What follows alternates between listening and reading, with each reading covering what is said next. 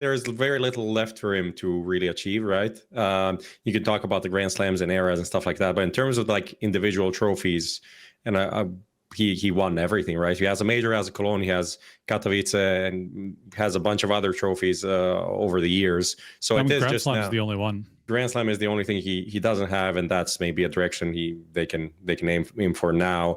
And like era building, obviously as an individual, uncomparable pretty much to anyone right now in terms of longevity at the high level as a rifler. There's no one else that has that. And the biggest news roundup, exclusive insights, all delivered to your inbox. Sign up to the HLTV newsletter today.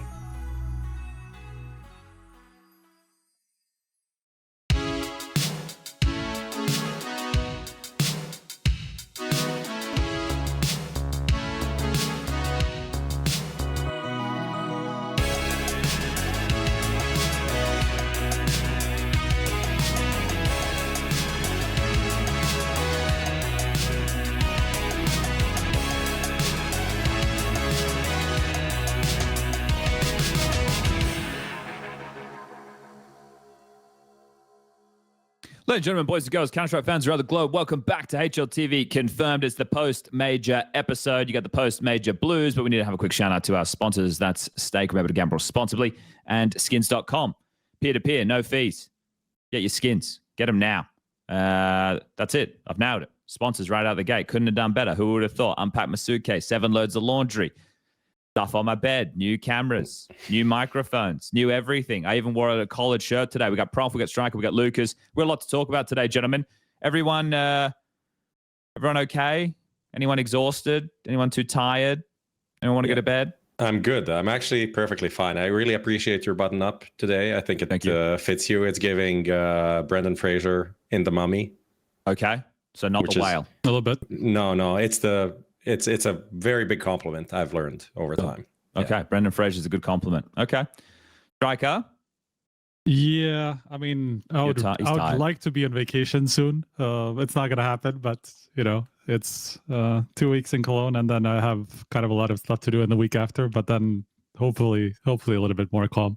This guy's just on the phone. I see him walking around his house. He'd be on the phone. He's calling all these players. He's like, where are you going? He's talking to agents. He's just trying to work it all out, get the scoop. He's like, you give me this info, I'll give you that info. He's trading. He's doing deals. He's flying out to places, popping bottles of champagne. This is how this guy gets the business done. You guys don't see him? Minus the champagne.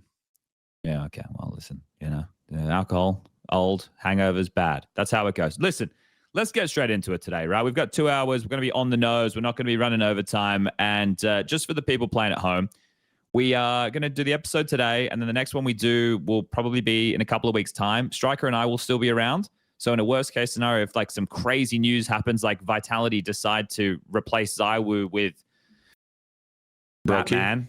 Brokey was a great example. Then we'll do a podcast, right? We'll like kind of what happened with the device thing all those years ago. But otherwise, there's probably going to be a little bit of a hiatus, and then we'll come back. I think somewhere between like the 6th and the 9th, I was saying. But that's a conversation for another day. But today we'll chat about obviously all things about the major, the playoff bracket, the finals, all the storylines there. We'll get into some of these roster rumors that we were discussing last time around. There's been a lot more movement since. And we will talk about, what's coming up next, because we had the whole Valve announcement with the map pool, which was great, and we can get into that a little bit later. So let's just jump straight into it with the conclusion of Cologne. I want to list storylines because it was such a rich match regarding potential stories or stories. Obviously, we're looking at it from the winning perspective of Falcons winning, of NiKo winning. I'm going to list these, and then you guys can add to these, and then we can pick and choose whichever ones we want and spend our time really going in depth on these. So let me just pull up my list here. Okay. So it's the first major for Monte, NiKo, kyousuke, and TeSeS. Second major for karrigan. Karrigan is the oldest major winner now at 36. Yep. Right? 36. Sixth major for Zonic, right? There's no other coach that's even close to that. First major for Falcons as an org. Monte major MVP, probably the first of what is going to be a couple in this kid's career. Second Cologne for NiKo, Monte, and karrigan. First real Cologne for TeSeS. Obviously, the one during the pandemic we don't really count. TeSeS getting redemption for FURIA. If you noticed. Oh, no. Even ESL didn't count that one because they were like the past winners and like the railings and all these things, and of course nobody put up 2020. I even said this to TeSeS like the other night after winning. He's like, "Well, it's not your first Cologne." He's like, "Shut the fuck up! No one counts that." So those are the main storylines right there. At least the takeaways from the result itself. Is there anything else I'm missing that's maybe a little bit more niche? Right, regarding this matchup, like there was the viewership record, but that's a different thing. That's not to do with Falcons. That's not to do with these players. I think I hit most of them there, didn't I? Yeah. I think so. I think the big one and the main one for me, and I would imagine the Counter-Strike world too. But in this game, when you've got like fallen back for 10 years, and it was kind of his story versus NiKo's story on the other side, with karrigan acting as a bit of the ancillary to the NiKo story, like reunited after the Boston days. I'm gonna cough. I've still got a little bit of sickness. Everybody, I'm sorry. But the NiKo winning was the main story, right? The fact that this guy had been competing at majors, which was about 10 and a half years, right? Because Cluj was late in the year in 2015, and now we're halfway through 2026. So it's, like 10 and a half years? Something along those lines? 10 years in the top 20, I think that shows how long he's been at the top level, right? If you're a top 20 player, you're up there in like, obviously depends on the team, but you're in conversation to be a person that could win a major for sure. So if you're doing that for 10 years, I think that's an insane run and how many playoffs and how many like decent teams. But realistically, I also think aside from the FaZe lineup, this is the best one he had. Like all of these G2 lineups felt in different ways flawed, and this is one that makes a lot of sense. So and obviously Vitality exists, and you could say even if they didn't win now, you'd be like, fuck it, it was Vitality's era, they couldn't beat Vitality, but they fucking did. So that's what's necessary to be the champion, is to win against some of these greatest teams of all time. That's the one I left off the list there, Striker. I just want to confer with the room and see what the sentiment is, because people were discussing this, but it's not like I've gone back and I've looked at the time and place for the 24 majors we had. But there was a conversation that this was the hardest major run ever. Yeah, is that backed up by the numbers? It's something I wanted to go back and check. I haven't yet gotten around to it. We're probably going to do something about it this week. But frankly, I don't remember a major where somebody beat all the other top 5 teams, to be honest, on the way to the title. I bet there must be some close ones that I'm just not, can't really remember. 24 fucking majors of that we've had over a period of 13 years. So something to check, to look into. Yeah, because obviously the fact that they've gone Na'Vi into Vitality, into Spirit, into FURIA. I understand that Na'Vi was a group game, but still that was for them to get into the playoffs. And the third map of that series, they were down like 11-6 on Anubis, right? It was quite the run. And it's every name that you'd want to beat in the run. To obviously, we would have preferred a more balanced bracket. I definitely would have preferred a much more balanced bracket. But in the run to the final, from a Falcons perspective, there's no dispute of, at this event, at this time, are they the best Counter-Strike team? Of course. Like the games were close, right? Every single match that they had won up until the grand final was 2-1, right? So they had to work hard for all of their wins. Their loss against BetBoom was a 0-2 loss. And then their grand final was the first time they had, I'm going to say this, an easy series. Yep. Yeah. Yeah, it felt like in the end, you're watching that grand final and you watch NiKo lift a trophy, and in my head, I'm like, this kind of felt easy. Like, it felt like, how is it possible? Wasn't easy, just the close was. Yeah, but I was like, a couple of close games, but then you get to the grand final, and you're like, this is the ultimate test, and then they just, I don't want to say even destroy them, because it wasn't like it was an easy game in the final. It was just they won all the key rounds they needed to win. And this is exactly what they usually don't do. Falcons, that is, and all of these NiKo lineups that they had in the past, even if you look back to like Shanghai. Shanghai's the FaZe loss, if I'm not mistaken. Who'd they lose to? G2. When he was in G2, but they lost to? Wasn't it Spirit? It was Spirit, yeah. I mean, because FaZe on the other side of the bracket. But it's like these games where you feel like they have it, and then things go wrong, and they lose a pistol. Even here, they win the pistol, lose the force back, win that, take control of the half. Like every time it was getting close, they would win those close rounds. They would win a clutch. Anubis had like 3 rounds that were like down to the wire with like diffuses or not diffuses. That plant at 4 seconds. Crazy. Yeah. It's just, so even the final was, you can't really say it was an easy final. It was definitely, it wasn't like they came to the final and FURIA was like a gamer legion or something like that. Like they're obviously a serious team, and that could have won some other day, like if things went just slightly differently. So it was a sick run. It was really impressive. I think like there was a middle points of each map where there was some competitiveness there, right? But all the starts were like so convincing that it just never felt like, it always felt like FURIA were catching up really at every point of the map, you know. So it was the only one that was like a good half in the end was Anubis, right, which was like the comeback from 4-0 4 up, and then, you know, after that it's just a one-sided start again. So yeah, never felt like there was any dispute, and I feel like that's also partly what definitely helped Falcons not really get under a lot of pressure, right? Because they never have to go down early in the half or anything like that early in the map. Even like some of some of these couple of comebacks happened, right? Like towards the end of Inferno, and then on Anubis, right? The triple USP kill. Yeah, bro, I mean, yeah. That's the one that kind of decides it, right? Or like that swings it the other way again. And then like it got a bit close, but I think it was like 8-10 or something like that. But you know, still all you have some scorelines space, were 13-8. right? Yeah, all three maps. At every point, they just had the space to get back together, to close it out, and didn't really have a problem, you know. So I would have wondered how it would have looked if FURIA had gone, you know, on a better start in one of these halves to make sure that Falcons have to work for it. And I'm sure that's just helped with like the pressure aspect, and maybe that they didn't feel. They never got into the place where we thought Falcons might crumble, you know, because they were so convincing from the start.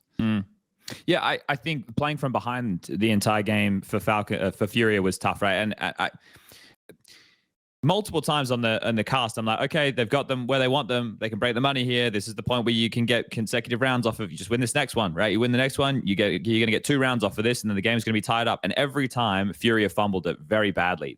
In my opinion, I think they played scared. Not Molodoy. I think Molodoy still played like Molodoy for most of it. I think Yakinda had patches where he looked like he was making moves still. I think KRIMZ and Yuri looked scared. I think they looked like they were out of their depths on that major final stage, and that's the first time they've been there. I know that. Same for Yakinda, same for Molodoy. Fallen had some moments of trying to make moves, but obviously he's not the type of guy who's going to be able to do that.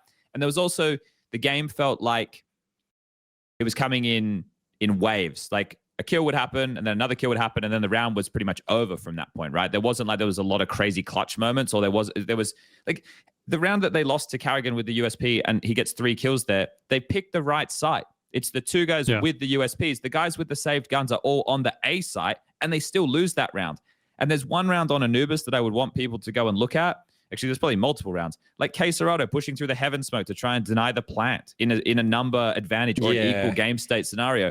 Or there's a round where they slip through camera and Yuri's flanking a guy to kill him camera. He's come out temple. And the aim is like watching, this is a niche reference, but it's like watching Pex from the CS Source days, who had curly hair and his entire aiming was like Kirby's. He just shake the mouse. And I'm like, these guys don't look confident. They look scared. And that's not to take away from Falcons by any means. It's just to say that FURIA, they weren't playing, they didn't look anywhere near as confident. And on the other side, you had kyousuke and Monte, who are both very, very young. kyousuke is in his first year of Tier 1 professional Counter-Strike, and he is just running around bopping people calm as day. Like, he was so calm the entire time. You get CT side Mirage. You get CT side every map. They're fraggers. They don't even have to, like, work hard. It's like not having to be on karrigan's calls. It's, hey, guys, so I want you to hold your bomb sites and shoot them when they come. Okay. Yeah, no, we can do that. Actually, we're really good at that. So I think the FURIA looked scared. They looked out of their depths in that final. I think Falcons, like you guys mentioned, in every time when it felt like they should get broken, they never got broken. They were winning these bullshit rounds. Like the other one on Anubis sticks out in my mind. They go for a 4-spy. It's all firepower. It's 2 AKs and 3 pistols and literally 1 flash.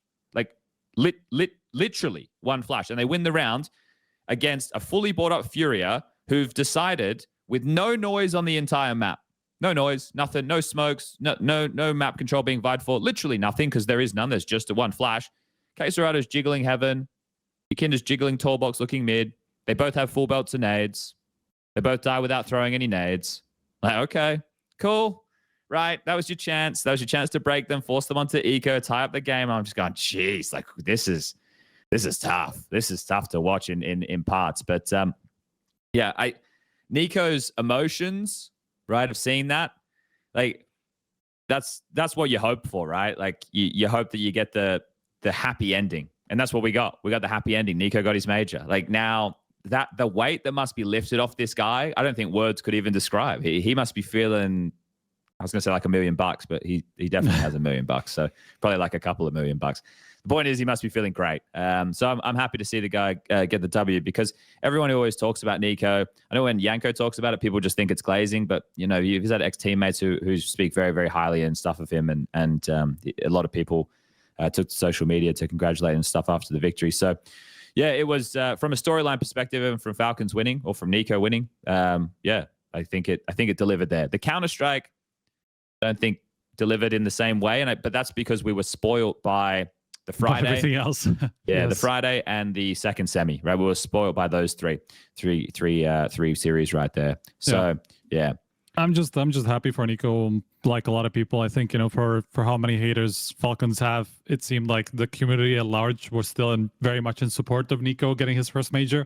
Obviously not everybody. I mean, that's never going to happen. But I thought that it was kind of interesting, you know, the talk that was happening around Falcons as they were making this round. I was like, oh, Falcons can't win a major, but then, oh, but NiKo should win a major, you know. So it was just kind of funny seeing this kind of a reaction, and especially for NiKo to have a really good final on top of it. I think he made so many like key plays good through plays, it. yeah. He was always a standout like on each map, and it's something that's obviously we haven't seen from him in some of these crucial finals for a long time now. And I feel like people were started to rewrite history about him a lot, about him just being this perennial grand final choker, when it's really just been the time in Falcons that has had these struggles. You know, like throughout his time on FaZe, throughout his time on G2, he was always a big game player. Maybe not to the same degree as some others, but he was still, you know, pretty much up there. So I felt like people were not necessarily recognizing his legacy and what he used to be as a player, and just looked at the last 8 finals that they lost and how he was performing in them, which was important, of course, and it was important for him to get over that finally, even through new roles and all that stuff. But just yeah, happy to see him overcome that. And I feel like it could be one of those things where everybody's talking about like it only takes one, right? And like obviously this is his whatever title, I don't know, 15th. I don't even know how many titles he has, something like that probably. But it is the first big one that probably just makes him go like, okay, now I can do anything. I mean, there's very little left for him to really achieve, right? You could talk about the Grand Slams and eras and stuff like that, but in terms of like individual trophies, and he won everything, right? He has a major, has a Cologne, he has Katowice, and has a bunch of other trophies over the years. So it is just Grand Slam's the only one. Grand Slam is the only thing he doesn't have, and that's maybe a direction they can aim for now. And like era building, obviously as an individual, uncomparable pretty much to anyone right now in terms of longevity at the high level as a rifler. There's no one else that has that. And then you can talk about GOAT rifler as a donk or whatever, as Robs with more titles, but in terms of like his individual level, that's still insane.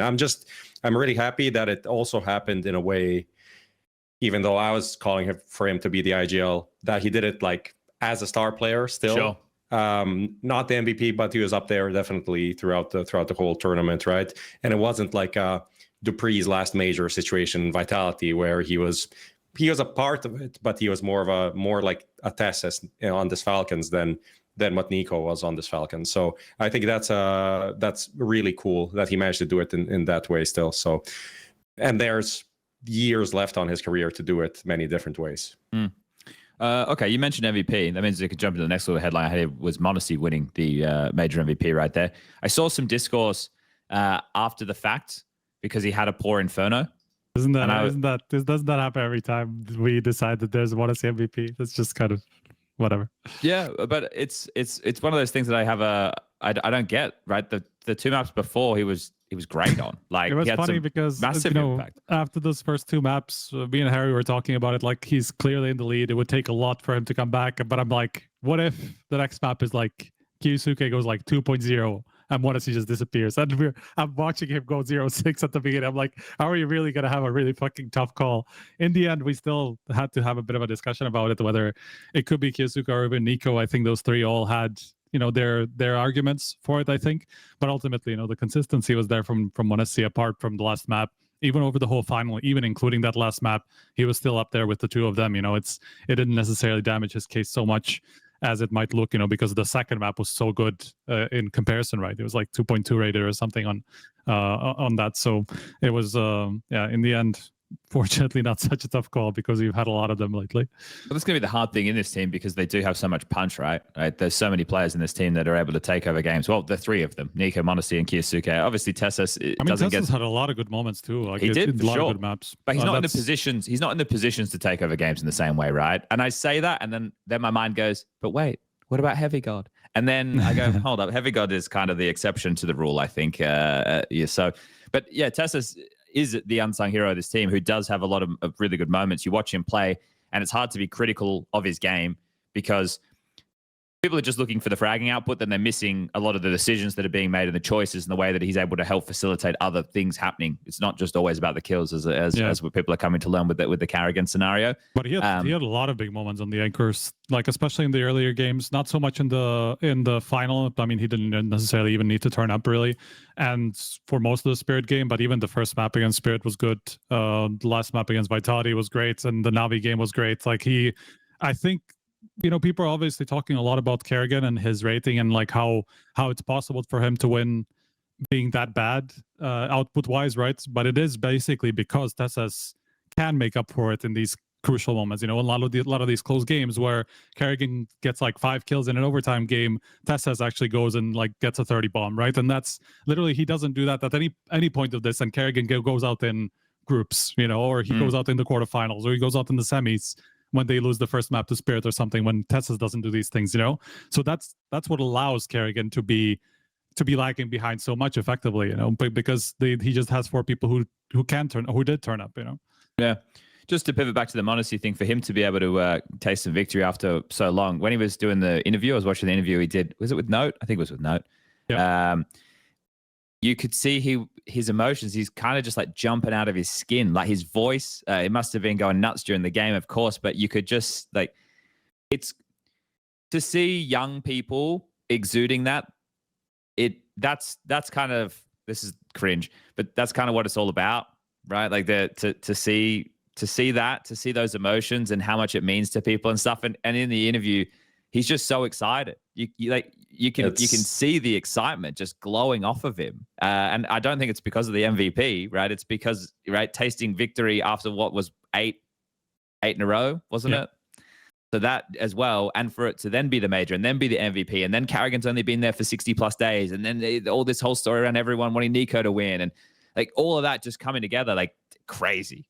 It was nice to watch from the emotional standpoint, right? It always is. It always is with the majors. The interview, he's like, I can't really explain it now. I'm too excited. I want to do better interviews. Sorry guys. It's just he is such a nice guy in general. Like you can't be unhappy when you see Monte winning. It's just very hard. Obviously, you can have your own favorites, but this guy is like class act, and usually class act is like a older guy with a lot of experience. He's so young, but so nice. It's amazing. Yeah, good for him. Don't know what else to say, but also good for, selfishly, for a more exciting player of the year race. Hopefully in the second part of the year, he can get activated. Donk, Vitality aren't maybe untouchable as they are. Maybe that can make things a bit more interesting. It would be nice. Yeah, fair. Okay, so we could spend the entire time just glazing Falcons, and we'll probably spend a bit more time talking about that and karrigan and everything too. But we should, yeah. I feel like we should give every player at least a moment. I feel like that's what always happens. We don't mention one player or coach or whatever, and then people are like, but what about this guy? He also played the tournament. I mean, you mentioned TeSeS kind of briefly. I just want to say also, there's a guy. He was Rio final. With Heroic, which they completely shit the bed, and he was probably the only player actually playing Counter-Strike from the Heroic side in that game. So that was sad. It felt like they had really good momentum at that point, coming off of the online era and everything. didn't get that one. Then Paris as well, when they lost to Gamer Legion in the semi, which was like a huge shock. Obviously, Vitality won that, and it felt like Vitality should win that, but it was in no way a guarantee that Vitality was winning that major. But then, their run was so easy, in part because, they didn't really capture that moment to get into the final. So a guy that I think no one would expect to be on like a Falcons super team, but he fucking worked for it so hard and managed to. And I mean, also give it to Falcons, the credit for them to keep him on, despite the fact that he's not the sexiest player in the world. He's not a rock star name. No, yeah. But he actually did everything they asked him for. Sometimes, struggled, sometimes bounced back, and definitely proved his worth at this event. I think, I was talking to him about this, and he's like, people are calling me the most underrated player, but they're saying that all the time, so it can't really be true, right? Yeah. And it is kind of a funny situation now at TeSeS because everyone's glazing him so much, but he is super valuable for this team. And it goes overlooked because NiKo was looking extremely vascular in the photo of him, but TeSeS is also he's got some guns on him. He's been putting the hard graft in the gym, so it's also funny to watch TeSeS just react during games, like especially when we were up in our booth and like you can kind of see him because he was on the side where our booth was, like we were kind of to the side, right? And I was just like watching him through some of these games, and like you can tell what's happening. Yeah, like you could be able to tell what's happening in the game just by looking at him without watching the game, because he's just so animated about everything. It is just so funny to watch sometimes, and he just like pops up like crazy. So it's kind of funny. Okay, so we need to do KYousuke and we need to do karrigan, Prof. Yes. Which one would you like to start with here? KYousuke is a hard one because he's only a year into his career, but they did just use him. karrigan just constantly used him like a blunt object. Right, like you are going to smash through this window and you will kill everybody. You will just shoot them in the head. And he was like, "I'll just shoot them in the head, boss." Like that's what go in first. And he did be simple. Did just shoot them in the head. Yeah, multiple times, multi kills. Just kind of insane that this is the thing that baffled me. Just I know I mentioned that round before, but the amount of room that he had to be able to do that. You weren't catching normal things that you'd see if Vitality was in the server. There wasn't like nade stacks putting these players down to 30 HP before they're going in and stuff, or at least not successfully, because they were just waltzing in and just going, "You were dead, you were dead. That's the round. Thank you for coming. You guys have to save now." Right? And good to see his sharpness on display in the playoffs. It was one thing you were saying, Striker, was when karrigan joined that it's going to be karrigan's one of his focuses, or one of the things he's going to need to do is going to be able to activate KYousuke. He was the highest rated player in the playoffs, right? Yep. Yeah. By a bit of a distance too. That's and he was a playoff struggler, right? And that's. I mean, I wanted to. Yeah. I'll. Okay. You guys keep talking. I'll bring something up in a sec. That's where the change for Falcons had to come from, because obviously we know that Kickstand was going to frag better than karrigan. That's obviously going to happen. But then where can you extract more value? It had to be KYousuke going where he was promised to go, right? Where the hype was before he joined Falcons, and he managed to do that. And that you cannot ignore the fact that karrigan's effect on KYousuke. Like the whole idea after they lost 2 finals, people were already retiring karrigan and everything. It was like, it wasn't that wasn't looking the greatest, but you could also see that KYousuke was improved tremendously, especially in playoff games. So there's an indicator that things could go well, and this major just proved that was just a continuation of the same thing. So great. Obviously, his story is just not as exciting. He doesn't have 10 years of failing to win a major, right? But it's the beginning of his story. It's kind of the same for Monte. I know Monte is a little bit more. We've seen him for the last couple of years, but it's because someone was mentioning this to me. It's like, oh, we don't have many players who are, like this anymore. I'm like, yeah, because they retire. Like the players that we're seeing now, they are the players of the future that we'll be talking about that in 10 years' time. Right? It's like Rops 5 years ago, we weren't talking about Rops the same way of today, right? Because he's now gone through things and achieved things and this, that, and the other, right? So we are witnessing the players of tomorrow today. That's kind of how this works. Striker, what was it that you wanted to dive into with KYousuke? Is that what you just linked? Can you bring up the link actually, Lucas? Not the image, because I think that's going to illustrate the point a little bit better. I mean, we've talked about this before, but it's just very cool to see kind of how like the shifts in KYousuke in playoffs, right? Like the moment that karrigan arrives. And so I just wanted to go through it and illustrate it through the maps. I think just scroll through scroll through and see how more green and less red there is after. I mean, so since karrigan's come on, he's had 3 maps in the red in playoffs out of whatever it is now. Like these 3 final runs, he's only had 3 maps in the red. And like if you look back, it's like every other map he's in red, you know, like for the entire time before when he was in Falcons, when they went through those other 6 finals effectively, right? So it's just yeah, so like once it goes past the FURIA game on the 15th of May, that's all karrigan, and before that, that's pre-karrigan.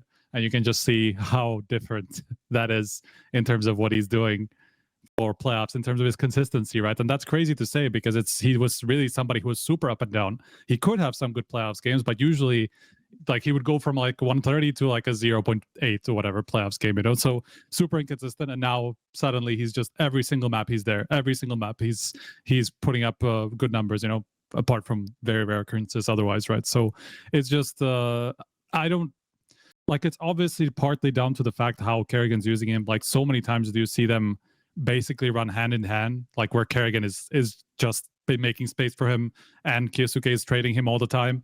And I'm sure that's part of it, but it must be something to do with what he did with how that helped with kyousuke's confidence, you know, to be able to know that he can like frag out in all these big games, right? And it's not such a big deal. He can still do the same things he's doing in groups, right? It wasn't about the teams he's playing.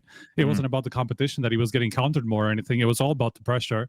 And somehow karrigan's managed to alleviate that in a moment, like within a month of joining, which is insane. Like that's crazy. Well, I think it's the belief factor, right? This is one of the things that karrigan brings with him is a known winner. I understand that the last couple of months well, maybe more than the last couple of months, it feels like the last couple of months because they made the Budapest final, but we know that it had been going downhill for a while. But you give karrigan some of the absolute sharpest pieces in Counter-Strike currently, and you see, and those players have the belief in the calling that comes with it, and now he's able to go toe-to-toe with all the other teams who also have the other best firepower in the game, right? You know, you're taking down Donk, you're taking down ZywOo, so you're taking down some of the absolute biggest and best names, and then you're taking down some of the best system teams as well when you think about like an RV in this. So I understand that a lot of these games were close because there's going to be some Falcons haters out there who are like, well, if you look at this, they had so many close matches that could have gone either way. We're talking about a little bit earlier, that Vitality series where they did that crunch on upper tunnels and, you know, they're getting away on just low HP or there's like slight mechanical failure coming out of those Vitality guys. If those kills go the other way, then Vitality probably ends up winning that series and then we don't have Falcons as your major champions, right? So I understand that. That's a conversation we'll have when we're talking about next season's stories. But also, like, how many times have we had that conversation about FaZe, right? I mean, that's or this, even this about is kind of Vitality. About Vitality early on, especially, right? Like in that run, the first part of 2025, that they won a lot of these titles this way. I mean, the one against Falcons in Melbourne is the biggest example of that, yes, right? Where, you know, they don't have the Grand Slam in that moment, and then who knows what happens after that? You know, how much that tanks their confidence and all that stuff. Like how much of the Vitality era would we have had? Obviously, they would have still been great. Would they have been that great though? Like who knows, right? So like a lot of these, like yes, of course, you have to be able to win those rounds. Yeah, but it is a testament to like how well they did under that pressure, right? That they went through a lot of these close games, right? Yes, it could have been just as easily that they went out in the groups in that Navi series, right? Or not even went out in groups, but they would have had another game after that. But you know, they could have been a lot closer to not making it even to the playoffs, right? But ultimately they did go through all these short close games, and I don't know how many overtimes all through it. Yeah, well, and that's why we're going to see what team we get on the other side. Okay, so karrigan's the only one that we haven't spoken about here, Prof. And from my perspective, it's less about the Counter-Strike and more about proving to himself that he's still got it, right? Because the angle being, I understand people will find that funny with the fragging output, but to be able to call against the best teams in the world and to be able to win a major after only being there for 60 plus days, and with the way the FaZe stuff ended and with how poorly FaZe were playing, right? Like it didn't feel, nothing was working. Individuals weren't hitting, strats were nothing. Like they had all that, but nothing was going. The car wasn't starting. And he goes to Falcons. He's there for a short period of time and they win the major. For him, even probably just for his own feelings, not necessarily what's being lumped on him from the community. I'm sure there's like a level of, oh shit, like, fuck yeah, we're still going. Like I still got he's going to his 40, isn't he? He's going to be the first professional who makes it to 40. At this point, why not? He's 36, only 4 more years. I mean, that's a lot more years though from here, to be honest, look, because it's already the past 2 years have been in a way that obviously now he's joined this Falcons team where that was like his final chance, and maybe that extends that period for a bit. But, you know, if you had said this like 2 months ago, I think people would call you crazy, but right? Has karrigan ever mentioned retirement? It's not like Fallen. It's not like Apex. Well, he did now. I mean, I don't know if the interview he did on, was it on stage? I can't remember which. No, it was the one with us after the semifinal win. He was talking about like his performances and blah blah blah, and he talked about Fallen, and he's like, I completely understand that decision. That could have been me 4 months ago, you know. But then he was talking a little bit about how his wife like convinced him, like, you know, it's not about the motivation. Maybe you just need a new place to go, you know, and things like that. So he's definitely had those thoughts, at least. And he's admitted that, you know, as even during the major. That's the first time I'm hearing it. Like, you know, normally from the horse's mouth. Hear that. Yeah, right. I think he has kind of hinted at like the struggles that he has been through, you know, and just like not finding the solutions, and like all through that kind of. I don't know if he ever said it outright that he would consider that at some point, you know, or like to go coaching or whatever it would be. But there was definitely an air of that in his voice for a long time before that, I think so. Okay. Anyone want to say anything about karrigan before we move on to Zonic? Nothing. Just good, great, nice. Great, yeah. good, nice great, guy. nice, good nice leader. Guy. Yeah. But yeah, it's huge redemption for the last year and a half in FaZe. I think you can say like, oh, he got a superstar team, whatever, but. FaZe had good pieces, and they're dog shit. So it wasn't like they're making the major and going out in the whatever quarterfinal. They're absolutely ass. They're so ass that anyone talking shit about karrigan, you could be right. And he was probably anything you would write, he was probably thinking at some point as well, right? Yeah. Well, the kind of onto your point, there's no reason to be like, yeah, obviously I got this shit. You ain't got, nothing is working. So I think the concept of like changing an environment, I think that needs to be highlighted a lot more. And I think we see it for a lot of players, Liquid being an example, right? How many players have left that team and went on to do much better somewhere else. So the same thing for any team, for any player at any point can be the same situation. You just need to give it one more shot somewhere else before you can say like, okay, it is me. I am the problem. I'll just, you know, I'll get out of there. That's what get out of it. Yeah, I was the problem. But for karrigan, he's got his second major now. So he joins the group. So what is there? 20? Was it the pub quiz? So I should remember this. It was like 17, I think you said. I think it was 24 players, wasn't there? 24 players. 24. Now it's 25 players who have multiple majors. So karrigan joins that list. That's a nice little segue into Zonic. Should we get into the Zonic stuff? Yes, let's get into that. So the post-credit interviews, I don't know if play the bumper. Lucas. Oh, do you have it, Lucas? I know I said we should play it, but I didn't ask you again to have it ready. Do you have it ready? It doesn't matter. That's fine.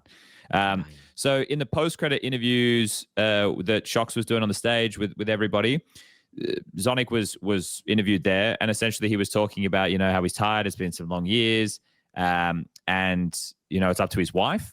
My wife's over there. She'll decide. That was kind of because there's been news articles that have come out now. Because this went pretty under the radar on Reddit, right? It was on Reddit. Yeah. There was just a thread, but it didn't really pop off. There was someone even in there that was like, man, I've been waiting to talk about this. I saw this on the stream and there hasn't been a thread for an hour. And then there was one, right? But so this is because he is the head and shoulders above any other coach. Who's the coach who has the next closest in terms of major wins? 2. It'd be Blade, right? Blade, probably, yeah. And then Devil won one as a player and then one as a coach. So I don't know how we work out that.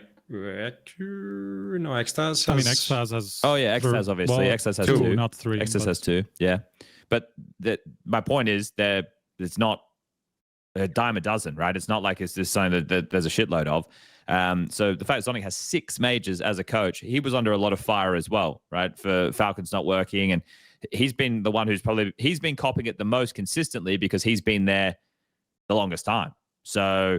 For him to get the 6th right here, I can understand that. So anyway, There's just a tweet from Danny Zonic 6 minutes ago. Yeah, so I just seen that, so I'm going to give it a read. I haven't actually read it yet myself, so I'll read it here and we can all enjoy this together at the same time. Just for clarification, yes, I am tired as any other coach and player is after a long season. I've been doing this for 10 years straight with the expectation to win the biggest trophies, and I love this life deep down to the bottom of my heart. In the landscape of VRS, no liver agreement, etc., means there's a lot of tournaments. Last year, I did some statistics on the spring season of 2025. Total calendar days from 3rd of January to the end of our season, 11th of June, when we lost in Stage 2 of the Austin Major, 161 days. Days traveling, 126 days. Days off, approximately 24 days. Days at home, approximately 35. With 2 kids, it's a tough balance and obviously something I need to discuss with my family 6 to 12 months before potentially negotiating another contract. All love. So he's not saying he's not thinking about retiring. He's just saying there's a lot that's going on. Not so imminent, let's say. Yeah. Well, but that's the thing, right? It's you also have this weird balance. It's like, when's enough, right? And I don't know the guy's finances. He also lives in Denmark. Lucas can attest. You guys pay out of your fucking nose as far as tax is concerned. So what is $1 somewhere else is not $1 in Denmark. It's about, I don't know, what do you pay, 50 fucking percent or something? $50, right? yeah. So I mean, I think the most interesting thing is the last part. He says, with 2 kids, it's tough balance. And obviously, I need to discuss with my family 6 to 12 months before potentially negotiating another contract. This feels like he has at least 6 to 12 months on his contract, right? Yeah. So that's it's more about, okay, we have this period to play out, but will I play after that? That feels more like I'm not retiring now, but I might in a year. I mean, it's kind of interesting, right? Because when we had him and the CEO on for when they joined, right, or when he joined Falcons, about like the goals and stuff, and like one of the things he said, and Chad, maybe you can correct me if I'm wrong about the timeline exactly, but I think he said that he has, I don't know if he said 2 or 3 years to win a major. I wasn't there on that episode. I was in Australia. Yeah, I was with Prof. I was there. I don't remember. We should need to go look back at it. I don't know off the top. I feel like he said 3, right? And that would be half a year from now ish. Okay, so he's right on the money. So that'll be interesting, right? Like maybe let's say it was like a major until the end of 26, whatever would have been the deal, right? People if it was 3 years, which is in kick chat right now. Yeah, that's what I thought. I just wasn't sure 100%. So it's very reasonable to think that that's the timeline of his contract, right? So the end of 26-ish, because he signed at the end of 23, and like the actual project started like early 24. So that could easily be the timeline where now he's starting to think about that, and that's why it was like kind of on his mind. Good negotiating tactic. Oh yes, that's one of it. Yeah. I don't feel like right after you lift the trophy, you're like, I need to put this little bit out there to get the. Well, he's won so many majors, Prof. He just thought to himself, hey, whatever. If he did have that little, in his pocket, if I win the major, say this in a post-match interview, but not on the main stage, but the later one backstage with Sox, it's not too obvious for like 3 days. But then I'll message my friend Chad to message Striker to be like, hey, did you see this thing? So we can bring it up and make it a whole new cycle again. But hey, if he did even deeper thinking, so you should probably want to hire him even more. I think this is interesting, right? How do you guys weigh? I don't even know if I want to talk about weighing it. How does this land on your ears? No one has more majors than Zonic. You mean like players or anything? Yeah, no one has more majors than Zonic. It's true. He has the most out of everybody. No one. The closest is Dupree. Zonic has overtaken Dupree. I understand he wasn't in the server and he wasn't playing, but still, as a member of the team, right? Because I consider the coach to be a member of the team. He has the most majors out of anybody. Yep. Kind of crazy. Didn't consider that at all, to be honest. With 3 different organizations. That's insane. Kind of crazy. And he could get more. Yeah. It's not out of keep going. Dupree can't. Yeah. So kind of crazy. Yeah, I remember like when we were at the pub, because I was talking to Dupree a bit about it, and he was just like, there's like a little part of me that's like, yeah, maybe Apex shouldn't win the next one, because then he'll be just one more from breaking mine, But I guess he wasn't thinking about Zonic doing it, so that's kind of funny. Someone typed 6 out of how many? Is that meant to be? Is that like meant to be an actual measurement, or is it like a dig of like he tried this many times, but he's only won 6? I'm curious. Still one more than everybody else. Oh yeah, exactly. I mean, he must have been. So NiKo's at 17. I feel like Zonic must be somewhere up there as well. Let me have a look. I mean, he wasn't doing anything for the first like 3-4 years of Go. No. Yeah. But but NiKo didn't either, right? So 16. Yeah. So 6 out of 16 actually, is that actually makes 6 out of 16 is nuts. That is actually a lot. Yeah, that's pretty good. Yeah. If somebody asked you to win 30% of all tournaments, I think you would say yes. Yeah, Okay. that's yeah. Every third major he won. Okay, well, good one, Mr. McCop. Whoever Mr. McCop is, you've done well there. That's a great question. That makes it even more baffling. 6-time major winner. And then the funny thing is, on his profile, prize money, $7,000. It's like, no. Yeah. Fucking cough. Oh, man. All right. I wonder what that is from. Was he still playing? Is it just the fucking? Could it be the quarterfinals of the major? Oh, maybe. Maybe. I don't know. Esports. I'm just thinking about like where it's. Zonic. I mean, I can look at him like what he played actually, and that's not so hard. Oh, he was also playing. I think it might be Cologne. Yeah. But he also played like E-League for Device or something. No, not for Device. For somebody else. Yeah, a couple of things. So I don't know which one it is. Maybe it's both. Not too shabby. 6 majors, and you only got $7,000 in prize money. $7 million is what you'd probably be hoping for. Okay. Should we jump forward and talk about the bracket in general now? Yeah. Because we've fucking spoke about 44 minutes. Well, let's do. They won the major. They are the major winner. They are front and center. Okay. Bracket in retrospect. So thinking about this on my way home last night, one of the things that comes to mind is those 3 matches, right? It's the Friday and then it's the second game on the Saturday. And I was thinking about that type of Counter-Strike, and I wrote this down so I didn't forget. Where is it?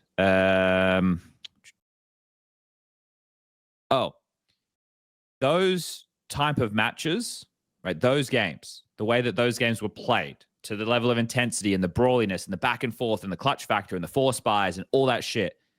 Those matches are what creates new Counter-Strike fans. Those are the matches when, if you don't know anything about like fighting, but you know, oh, there's a big fight going on. It's Tiddly D versus Tiddly Die or whatever. You have no idea. You whack it on the telly and you see these guys and they just stand in the middle of the ring and they just like stand and bang. That makes you a fan of fighting because it's fucking exciting, right? I know that people were getting concussions from that, so maybe it's not a fair comparison. But with us, when we have Counter-Strike matches, they're like, that's round after round, it's close, it's a nail-biter, it's a clutch, it's a multi-kill, it's a this, it's a that. This is where you're fucking jacked up, you're amped to the gills for 45 minutes at a time on the edge of your seat, and then you go into overtime, then we're going to overtime again, and then we're doing it again, and then Boris just fucking mows down 4 players, X-rays up, rah! Everyone goes fucking nuts, the crowd's wild, and you don't even know Counter-Strike, but you know this guy just killed everybody, then there's a reaction, this guy's going like this, his teammates are going nuts.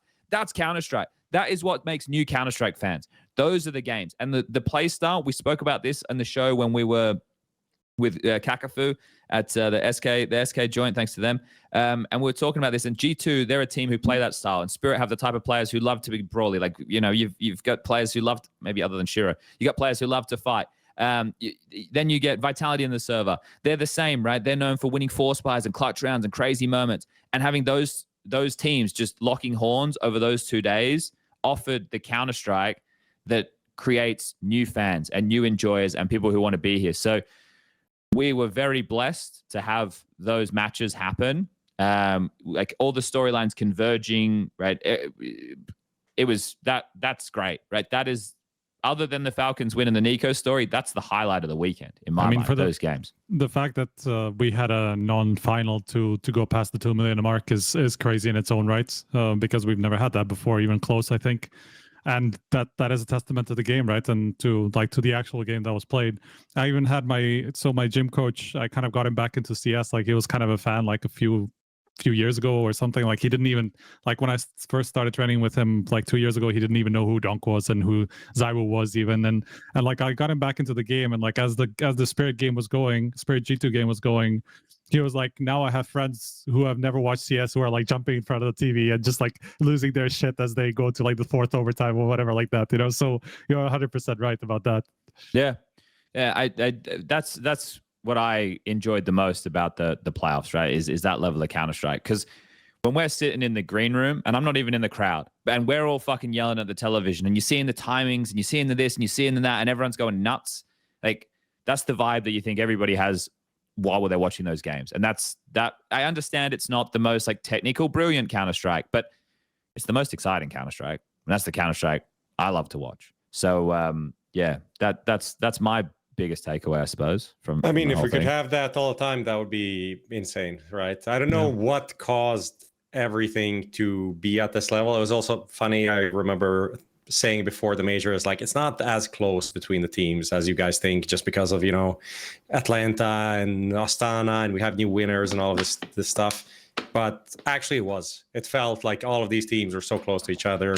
You know, even the last games in the group stage, G2, Navi, Falcons, all of these things, like every fucking game was close and competitive, and no one was playing perfect Counter-Strike. But that doesn't really matter. It was just fantastic you couldn't leave. Like being in the arena for like 6 games, sometimes it's too much. And I like watching from the hotel or like on a screen, chill, you know, I can lock in, I can see everything. You know, you have the X-ray, you have the map, you have everything all the time.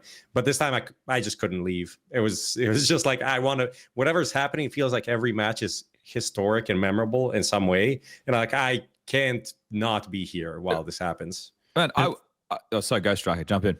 Yeah, I was just gonna say, like, there's nothing like standing in front of, like, at the front row as like some of these games are happening, because you watch the fans, like the craziest fans that just want to be there as early as possible, be as close as possible to the teams, you know, like the biggest fans basically of their teams. They're going to be right up front, like at the TV, you know, not even watching at the big screen, because they just want to see the team up close as much as possible. There's nothing like watching those guys as like 2 teams are battling in overtime, and like their favorite team is like climbing back and shit. It was incredible. Like I was there through the G2 and Spirit Decider, like literally at the front row, just waiting for like the winning moment to come, because like I'm doing videos of it and shit. And like I kind of developed like a small relationship with some of the fans like up front, because they just saw me there for so long, and I was just like, we were just in it together. Like we were like there for like an hour straight for the 4 overtimes on the G2 and Spirit game, right? And so I remember the same thing from like the KRIMZ final that G2 and FaZe played against each other. It was 22, I think. Yep. The like mega overtimes on Mirage, and like Ocelot is in the crowd like up front and losing his shit, and like everybody around him is losing his shit. Like all these games are the best. Like, and being there like right up front, there's nothing like it. 100%. You know, there's been a lot of discussions about like overtimes in Counter-Strike, and like maybe we should figure out some way so it doesn't go so long and blah blah. I realized that's actually complete bullshit. Maybe you can do that for a group stage or something, whatever. But when we're talking about playoffs, the longer the game goes, the more people get invested into it. And this is how we break records, is by going into like overtime after overtime after overtime. And yes, logistically it might suck, but there's a reason why people tune in to watch this. So why would we actually ever limit this? Let's never do that. I don't think Valve would be on board for that either, just because they're a numbers company. They know that people love that shit. So I'd just like them to make it 12.5K. Fed up of seeing people will be money broken and fucking OT. Like I know we don't want 5 AWPs every round. Agree with that. But we use 12.5K at, I think, Blast and ESL. I think PGO just stick with the Valve rule set, which is 10. So that's one of the things that's slightly different with the majors to some of the other tournaments. So the shit side of the bracket, because that's what it was. It was the shit side of the bracket. There's like, when you look at the results, I'll bring up the results, and we can talk about these. It was really rough. BetBoom versus Aurora. That one right there got some interesting framings, which I thought was curious. Obviously, BetBoom had very limited experience with their players other than Boomich. But Aurora, worse than Mouse at shitting the bed in stage games. Like that's not even up for debate. That's literally a fact. Like these guys mentally capitulate, and people saw that then in the Aurora game. So this is the FURIA game, you mean? Sorry, the FURIA game. Yeah, this is how it went. So Aurora BetBoom 2-0 into FURIA Aurora 2-0, and then FURIA into Falcons 3-0. So the only series on that side of the bracket that had anything was the FURIA 9Z game, which maybe in retrospect, fuck it, let's just have the Cinderella run go, right? If the final was going to go down the way it did. But yeah, it was like 2 different tournaments almost running simultaneously. Yeah. You know? It was kind of crazy 100%. When you think about it from that angle. Some of the discourse really bothered me about this whole XANTARES in playoffs, because it's like, it's not cherry picking, but it's not looking at how XANTARES does in big arena games. And he even You'll have to explain first of all. Being in the arena a lot of the times, you don't really. First of all, you couldn't even hear the desk most of the time until the grand final. So I have no idea what was being said, and maybe a lot of people don't either. So what was the sentiment going into this game? I think the angle was that XANTARES doesn't play well in playoffs, but the focus needs to be a little bit more. XANTARES doesn't play well in big arena playoffs, right? Yeah. So we can play a fun little game right now if you guys want.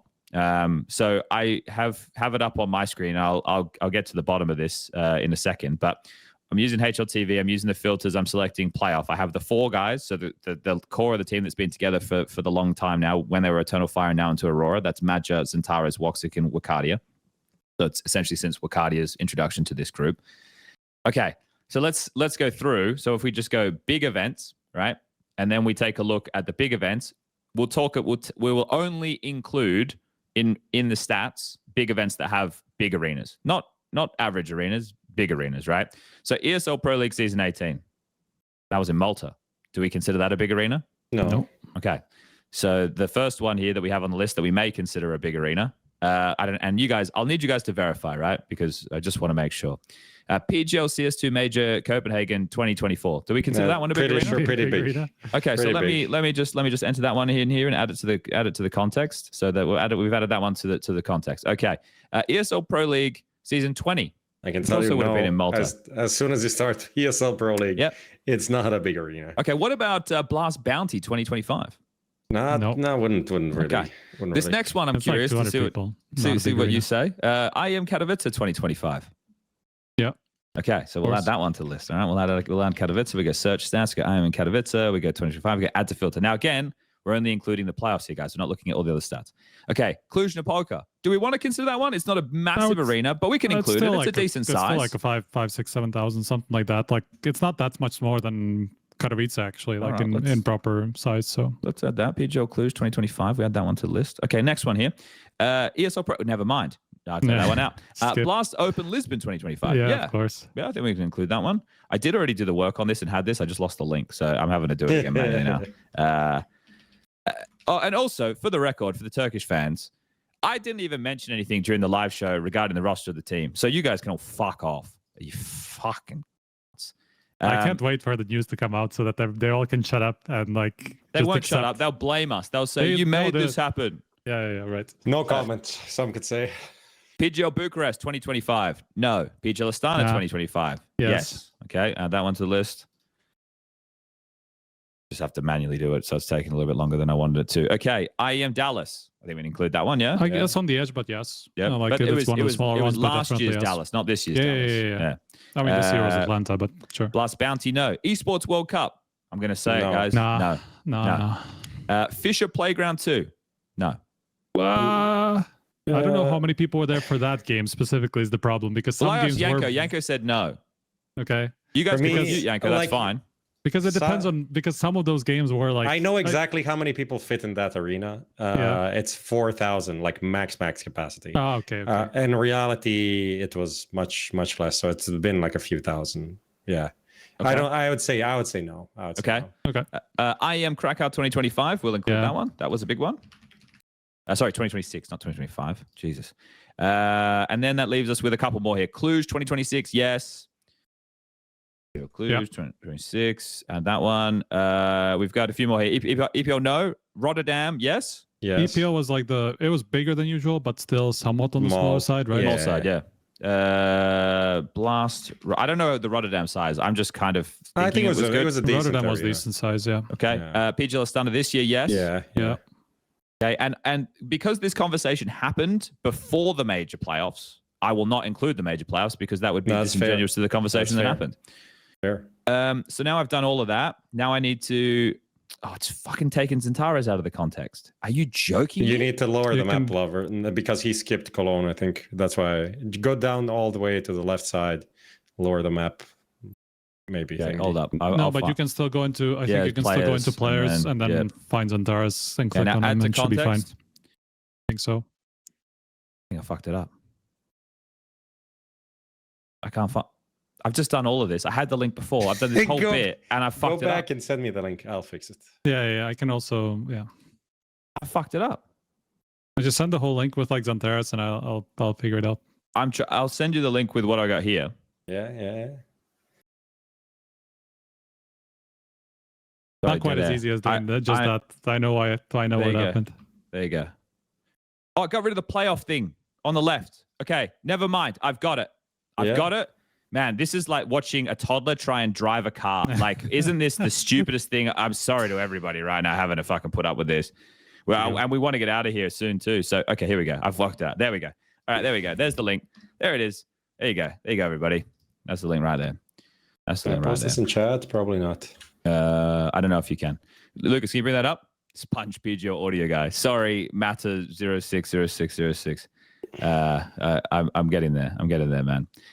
How many years using HLT? Yeah, I know, guys. We'll get there eventually. Okay, I've got it. Lucas, one of the more advanced stuff, but yeah. You want to bring that up, Lucas? Bring that up for the people, men's.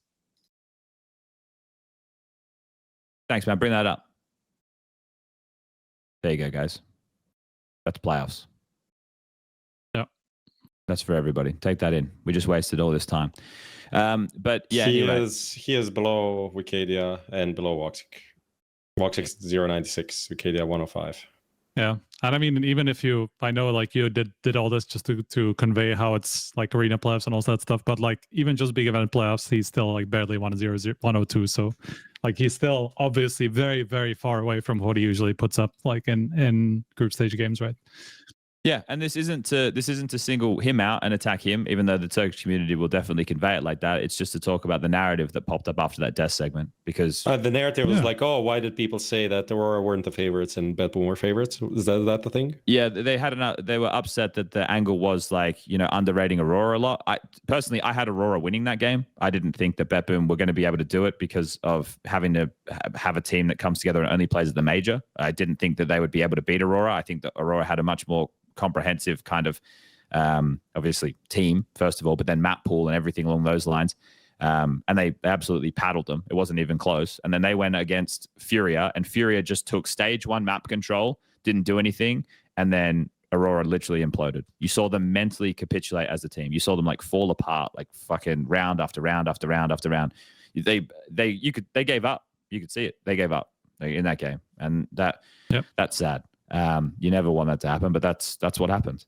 So yeah, that's the way she goes. Yeah, no dramas there. But I just wanted to get that one done because it just statistics. That's it from the bracket. Yeah, nothing much more level of excitement there. What else did I write here? Yeah, nothing really. That's probably about it. Do we say anything about the tournament in general? Oh, there's one thing I want to talk about from a tournament perspective. We can have like general feelings about the tournament if you guys want, but one thing that I wanted to speak about, because this might be a mystery to the people viewing at home, but maybe the people in the arena. So obviously there was a couple of moments where people ran on the stage, right? And we've had this happen before. And I thought when it happened before that we were going to, at all events in the future, we were going to start doing more barricades and everything going to be on high alert. That didn't happen, right? And it was like, oh, Chad, you're an idiot, right? Like, of course people aren't going to run on the stage all the time. And that's what I thought to myself. I was like, well, all the TOs, right? All the TOs think this isn't really a big deal. They keep setting their events up in the same way. But it happened during the final, and Alex and I didn't know that it happened during the final because we can't see that. You couldn't actually know. They kept it away from the stream, so it was you had no way of knowing really. But I wish someone in our ear had just said, hey guys, someone like there's been a stage invader. Just so you know, not for us to say anything, but just to be considerate of what you're going to say, because I'm sitting outside at nighttime after everything's happened, and I've mentioned this a couple of times, but I don't have Twitter and Instagram on my phone at the moment, so I'm not getting the news directly injected into my eyeballs like I normally would. So I didn't know that it had, to what extent it had happened. Harry just put something in the WhatsApp, and like with our phones, we can't put them on the casting desk near the box because it'll make the mobile phone noise, when a signal is going through. Beep, beep, beep. So you have to put it to one side, otherwise it'll make the signal noise. So I didn't even know at the time that it happened until like after the map or after whenever, when I looked at my phone, I was like, oh shit, like I didn't even know this happened, right? So then I was asking Harry about it afterwards, and he was explaining it to me, and then they showed me the video, and I was like, what the fuck? Like, You know, I had no idea. So that for me, I just was a little bit, I think shocked is the word. I was shocked to see how brazen it was and stuff. And it's not just that point about this with the security, it's the security in general. I saw like pictures online of like the gates to get in, like they'd just been like broken open and people putting pictures up who had fake wristbands and stuff.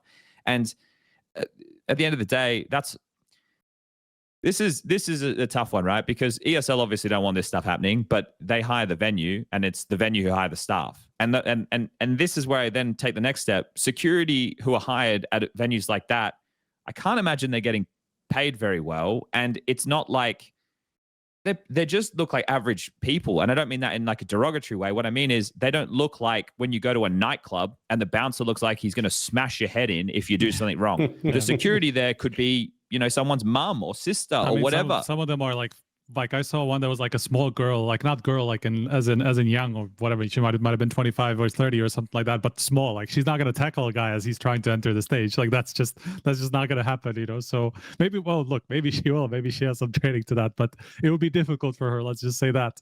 So it's not, I don't know. Yeah. I saw I saw the two videos and obviously like there's a guy literally running up the catwalk and the security's just like looking around at him and like, okay, like just happening. Bros running all the way down the catwalk. Nobody's even trying. Like obviously, you know, when that happened in Copenhagen, like that was PG like had so many of their own staff like around the stage, you know, to make sure that things don't happen. Because that was also fucking went up on the stage just to tackle a guy. Because that also was announced, right? This is just random. I didn't see anything about like the reasons or anything behind this. Actually, you know what? There was a warning ahead of time for sure, because we already saw before that game. It was Spirit Vitality, right? The first time that it happened. Falcons Vitality, sorry. The first time that happened. Yes. And we saw already that they posted up a lot more security guys around the catwalk, and we had heard that ESL like had an idea that something like that was going to happen. So there was definitely some warning because the security was increased before the first incident. Really? And then it was increased again after the first incident, where the guy wasn't even caught. You know, they just like run, like at least not at the beginning. In the second incident, they got him, but he was already up there. They got him fairly quickly, yeah. But the first incident, like the guy just ran, and there was still like maybe 10 security people around the stage, like still a lot more than there would have been normally. And like we had heard that they got an indication that something was happening because somebody saw some guys in masks or something like that. I don't know exactly what they heard beforehand, but definitely they had a warning. And yeah, it just wasn't enough, you know. It's just shit that stuff gets marred by people being fucking idiots. Like that. Yeah. And there's also no, like, that didn't even seem to be any point behind it or anything like that. There was no message to it. It was just like dumbass thing to do. It's like, just not that it would excuse anything. Like if they had a message to say, like it happened in the fucking Copenhagen Major, which was even more dumb than that, to be honest. But yeah, you know, it's just like, why? What's the point? Like, why are you ruining the experience for 15,000 people in the arena? Yeah. I think one thing to ultimately always remember is like security, like anything, is like you can always add security. It can add cost, but it can also add like friction or like make it worse experience for everyone. Because like, yeah, okay, you want to triple check everyone and like do a cavity check on every person that's coming in. You can do that. It'll take a lot of fucking time to let 15,000 people in an arena. So there's always a balance between like how hard you want to do on the security side versus what is the actual risk, or are people doing something stupid? Unfortunately, if people are doing something stupid, then that's going to go up and it's going to be worse for everyone in some ways. It's going to be slower. There's going to be more limitations. Maybe the prices of the tickets will be more expensive. That was also a very funny one that I saw from the Roaring Bears. I don't know if you saw that. Yeah, I saw the signs. They were like complaining about the prices. I thought it was fucking funny. Like, okay, I guess you can do whatever you want. It's a free country. But yeah. Fuck that. It's rough. And then things happen, like there was a fucking storm outside that ruined, like broke down fucking half of the barricades. Well, and then people are complaining about that. Like, it's really not shit happens. Shit fucking happens, and you need to figure it out as you go. Then, you know, you adjust to whatever is going on. You don't really plan for all of your barricades to be fucked over by a thunderstorm in the middle of the biggest heat wave in Germany. Like, all of these things don't really go together as like a highly likely thing. But and I saw even that they actually did more than that, right? Because like not only did they post up more guards, there were 2 admins for the games up on the stage to protect the team effectively, which is like the last resort effectively. Yeah. So like they did as much as they could have. Security like for the Lanxes just wasn't having it or whatever, like for the first occasion until they realized, okay, this is actually serious. Yeah, and but there's also there's probably so many things that we're not aware of, right? In terms of so it's one of those things. The only reason I bring it up is because you never want to see, like, we are lucky nothing bad happened, right? And I know that that's such the doomer perspective on it, but if something bad does happen, then that's when we have a real problem, right? And I think it's just a shame that people are doing that stupid shit. Don't do stupid shit. We don't need to do that. There's dickheads everywhere. People trying to get into the press room. We had some experiences with this that were like claiming to be who they're not, and shit like this. Trying to do interviews, trying to do content of players that shouldn't have been there. It's just shit like this. Just seems to be increasingly happening, and I think it's everyone needs to take steps to root out that, and not just obviously the organizer, but anyone. If you know that people are doing some shit, report it to someone. Yeah, because just making it a bad experience for everyone. Ultimately. When I had a conversation with some of the other guys on Sunday night after everything was closed, and they were mentioning certain things, and I was like, it was just kind of flashing back to me, and I was like, yeah, maybe. When I'm walking around the area where the green room is or backstage or all the production stuff is and stuff, you just assume everyone who's there is meant to be there. But then like, with things that you guys are talking about now, when what was mentioned, I sit there and I go, maybe in the future I need to be more vigilant on like these people. I know a lot of faces of people who work at ESL, right? Yeah. There's a lot of employees, but I know a lot of faces. Whether or not I know their names, I know a lot of faces. And now I'm thinking about it, I'm like, there's definitely some faces I didn't know. So yeah, okay. Well, this is kind of the sad part of it. I know Dimitri put a couple of angles, he called them, that he had seen from the community standpoint about the major and everything in the post-mortem of it. The last one he mentioned, that's not an interesting one for me. The second one he mentioned, Prof, is not one that I'll comment on. But the first one he mentioned was who's the best majorless player now that NiKo got his, retired or active. I think my mind immediately goes to Guardian because everyone else on that FaZe team got theirs. But then in terms of the amount of majors played, Elige has played 17. Yeah, he was tied with NiKo, but obviously NiKo got his on the 17th crack. So it's Elige now. So those I don't know what names, the list looks like beyond that, actually. But is it? You can put it a few different ways. I actually had this conversation with Stiko in the shuttle back, and Frozen is one of them, I would say. Okay, because he's been in a bunch of finals. TeSeS, I could say, like, based on like how good he is, how long he's been around. Obviously, he hasn't been in teams, and he hasn't made the effort to go into different teams. So you can say take of that as much as you want. You can say Elige, like historically, but Elige now, like that. Do you think that Elige still has a chance to win a major? I think the window is closing on that one really, really fast. Well, with the team the way it is right now, obviously there's some rumors. We'll talk about that when we get to it. But yeah, it does seem pretty unlikely, doesn't it? Like, it's not like he's in a striking distance. NiKo's always been in striking distance. Yeah. And it was never a question of like, is NiKo's team good enough? It was, can NiKo's team do it? Right? Because the teams in points were good enough. They just had moments where it didn't go the way that was required. So what's Elige's last like good major run? It's been like 3 or 4 years probably. He wasn't he in playoffs in Copenhagen? Weren't they? Am I crazy? I don't know. We can have a look. Hold on. Let me bring it up. Wrong. Let me go. But his last good major, like just making playoffs, I guess. I mean, getting to playoffs and losing quarterfinals, Austin with FaZe, and then before that, he missed out on 2 in a row. Just barely. It was quarterfinals of Paris with Liquid. So the deepest he's been. Honestly, Paris is probably the one that was somewhat a good chance. Yeah, well, you could say the way the bracket was, and like there wasn't like many clear favorites there. You could even say a player like Edward, right? Because he was with Zeus almost up until the end, right? And then Zeus obviously went over to Gambit. But yeah, I think it'd be Guardian, Elige, those type of guys. And some of the names you mentioned, that KRIMZ is what, 26? So he's still got some years to have an opportunity to try and get there. And it was his first major final. So yeah. Okay. Do you guys want to talk about the other stuff Dimitri put in, or want to keep moving? Heseltine says, Elige's last major playoff win was in FaZe London. Wow. Yeah, okay. 2018. A long time ago. Yep. A long time ago. Yeah. Do you want to talk about the other stuff, or you want to move? Like, you guys want to say your general impressions of the major? It's two interesting angles. I don't know if we want to, like, we can throw it out there at least. I forgot what was. This is what Dimitri wrote. Okay. These were the three things. The first one we just covered: who's the best majorless player now that NiKo got his? Is this the most prestigious major win ever? Opponents plus event prestige. And the final one was: did Counter-Strike win the moment Vitality lost? I think the last one is shit. I think that's no good. Well, some people think so. Yeah, but these are the people who I don't want to get into. That's going to fuck. No, up. let's just we say, don't have to comment. I'll comment on throw it out there. Comment on like this. Falcons winning is good for business. This is what I say.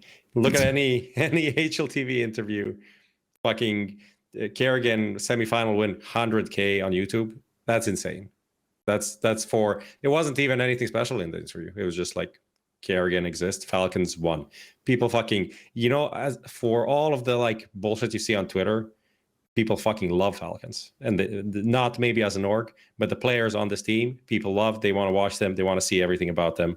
So this major record of viewership would not happen with a Vitality FURIA final. It wouldn't be the same amount. Falcons FURIA final. No, he said it wouldn't have happened without Falcons in the final. Yeah, if it was a Vitality FURIA final, sure, for example. Yeah, okay, sure, yeah, it wouldn't hit that. And I think you're right. I think you're right about that. Yeah.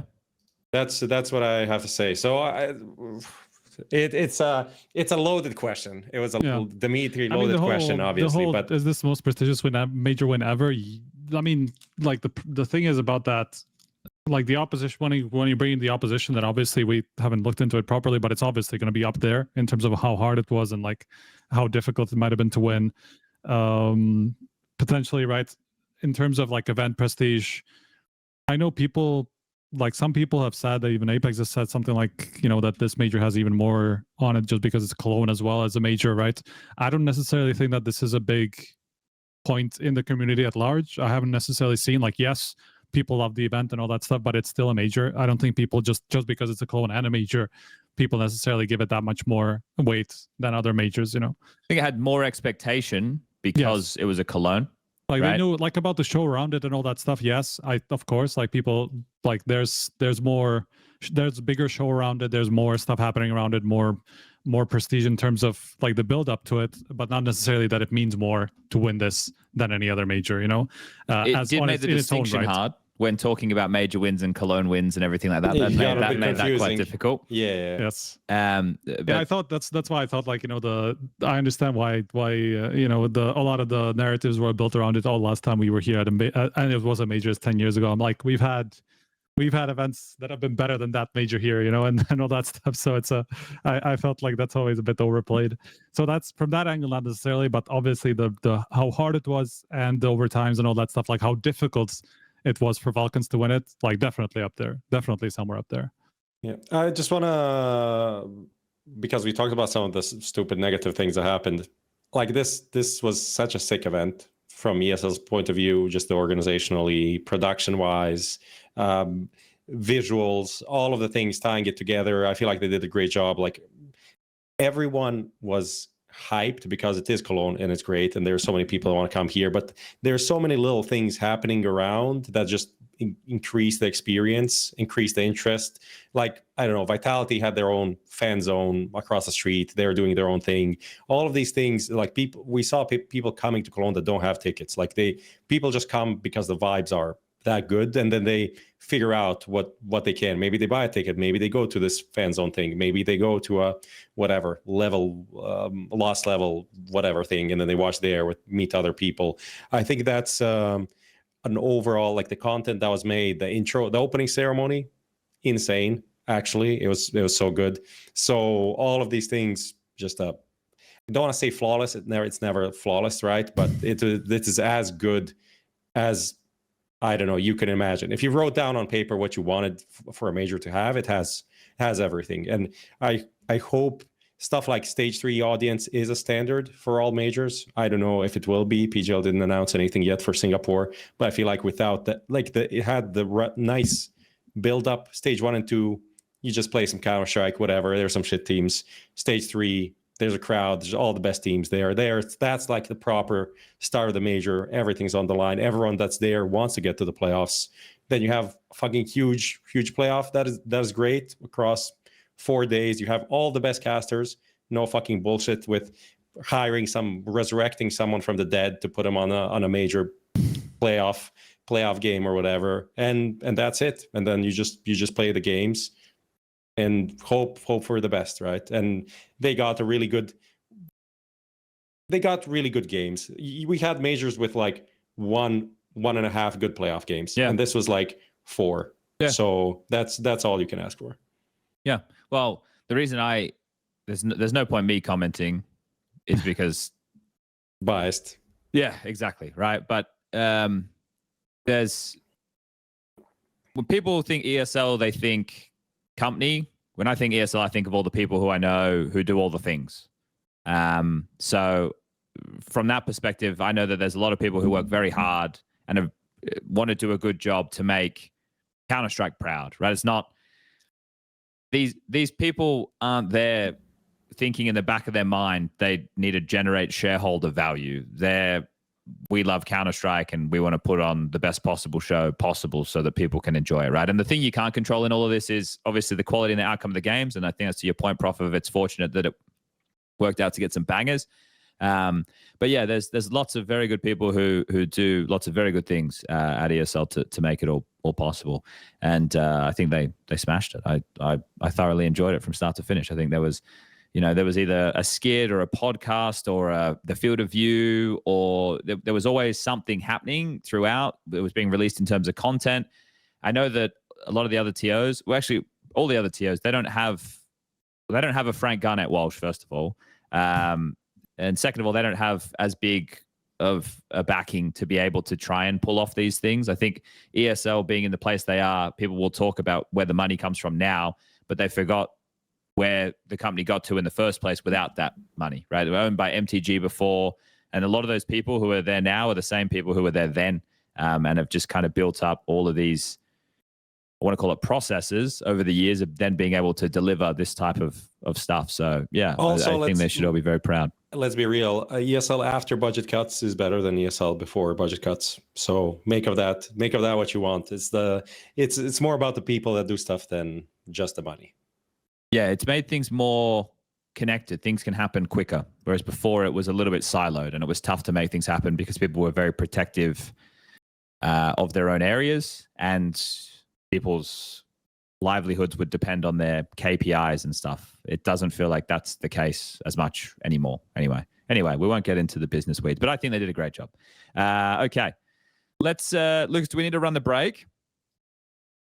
Run a break. We'll be right back. Want to hear what the pros have to say? You're going to see big things from this kid. HLTV interviews on the go as they happen. Follow HLTV on Spotify.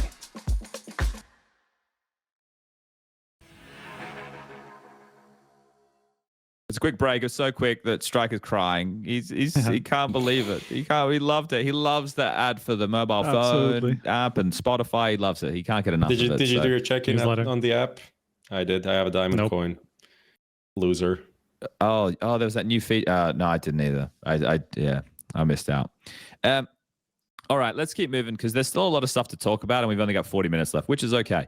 So let's jump high tempo. High tempo. So let's start with the top comment. This is in conjunction with Stake. We do this every week. You guys get to go into the YouTube comments. You get to leave some comments. You can do it on Spotify as well, but you can't win on Spotify. And if you ended up being the highest voted comment from the previous episode, we will award you with a Vitality jersey, thanks to Stake. So this week, Prof, what are the comments we got? Let's just make sure that Lucas is in the right one. There's some old comments from the live episode. Top comments. Here we go. It's page 9. Page 9 is where it starts. So we have a few from Spotify. First, for some reason on Spotify, people talk about mouse all the time. A mouse is always mentioned. So Loth Brock P says, this is related to, obviously, we're talking about exertion and the mouse situation. As a sole mouse fan, I welcome the exertion IGL era. It's been too long stressing about whether or not the team can succeed. Finally, we can go back to being yet another mediocre team. Okay. I thought that was it was a bit of a It had me in the curveball. first half. You had me in the first half. It's a bit of a curveball. I thought it was funny. You got a bunch of likes there. So nothing personal, but it was funny. Skorger says, based on last episode reaction for audio-only listeners, Prof's turtleneck was white. That's actually it's a continuation of a running gag also on Spotify. People trying to guess what we're wearing and shit like that. I wasn't not in a turtleneck on 35 degrees, I can tell you that. But it was a white t-shirt. And then we can continue talking about white t-shirts on YouTube. Tipple says because at the podcast with Kakafu, the three of us were in white shirts and he was not. Multiple guys in white t-shirts around the couch and one person looking different. Reminds me of something. Dirty minds. Yes, Striker has no idea what this is about. Maybe he does. Brit CK says, so I finally watched the full podcast 100% just because Kakafu was there, as I'm now a Monte convert. That lasted about 1 day. Yep. So rip in peace. Rest in peace. We'll talk about that soon. And ultimately, the winner, Poil Dilemma. Because we don't really have insight on the impact of each coach in the CS Pro scene, why not invite more of them to the show? Normally, we get the player's point of view, but with Kakafu, we had a whole other perspective from the game and the team's management and preparation. Great insight. It is cool, but I also will say what he said, most people would not. Like, he really did give us a lot of insight. Yeah, maybe and he volunteered himself to be there too, which is also unusual. I kind of knew that he was down to do that and to kind of provide some interesting insight. And yeah, not everyone is always ready to do that, but when it happens, like it was really, really nice to hear how he thinks and get some knowledge from a team. I just want to build on that just quickly for a second, because a lot of people ask like, oh, why aren't we getting players on, or why aren't you doing this? First of all, it's tough because we do it live, so it's hard to be able to get the players and everybody lined up to do it live. The second as well, there's probably a lot of players who you guys would love to hear from, but we know from talking with them or having them in other content that they're not necessarily going to be best talkers in a long form piece. And right, you might get to hear from them, but they might just troll the entire time, or they might just give like 3-word answers. And, you'll see some interviews that get done, and I do a lot of these podcast roundtable things for ESL. You know who the talkers are. Like if I did a podcast with Apex, Yakinda, and I don't know, fucking Fallen or Alexi, or I don't even have to be there.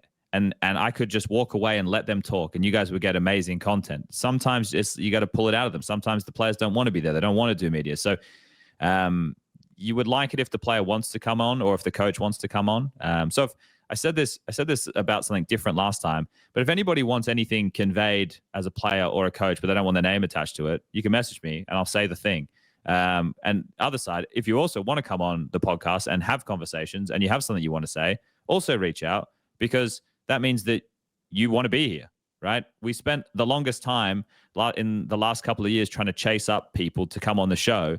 And it always felt like we were begging and we were getting no, or I could do it later, not this week, not that week. And it just felt like, a never-ending kind of battle that it was like, oh, shit, we don't have a good guess. So anyway, sidebar. Let's get back to the sponsor. Oh, no, it's done. It's done. We got the winner.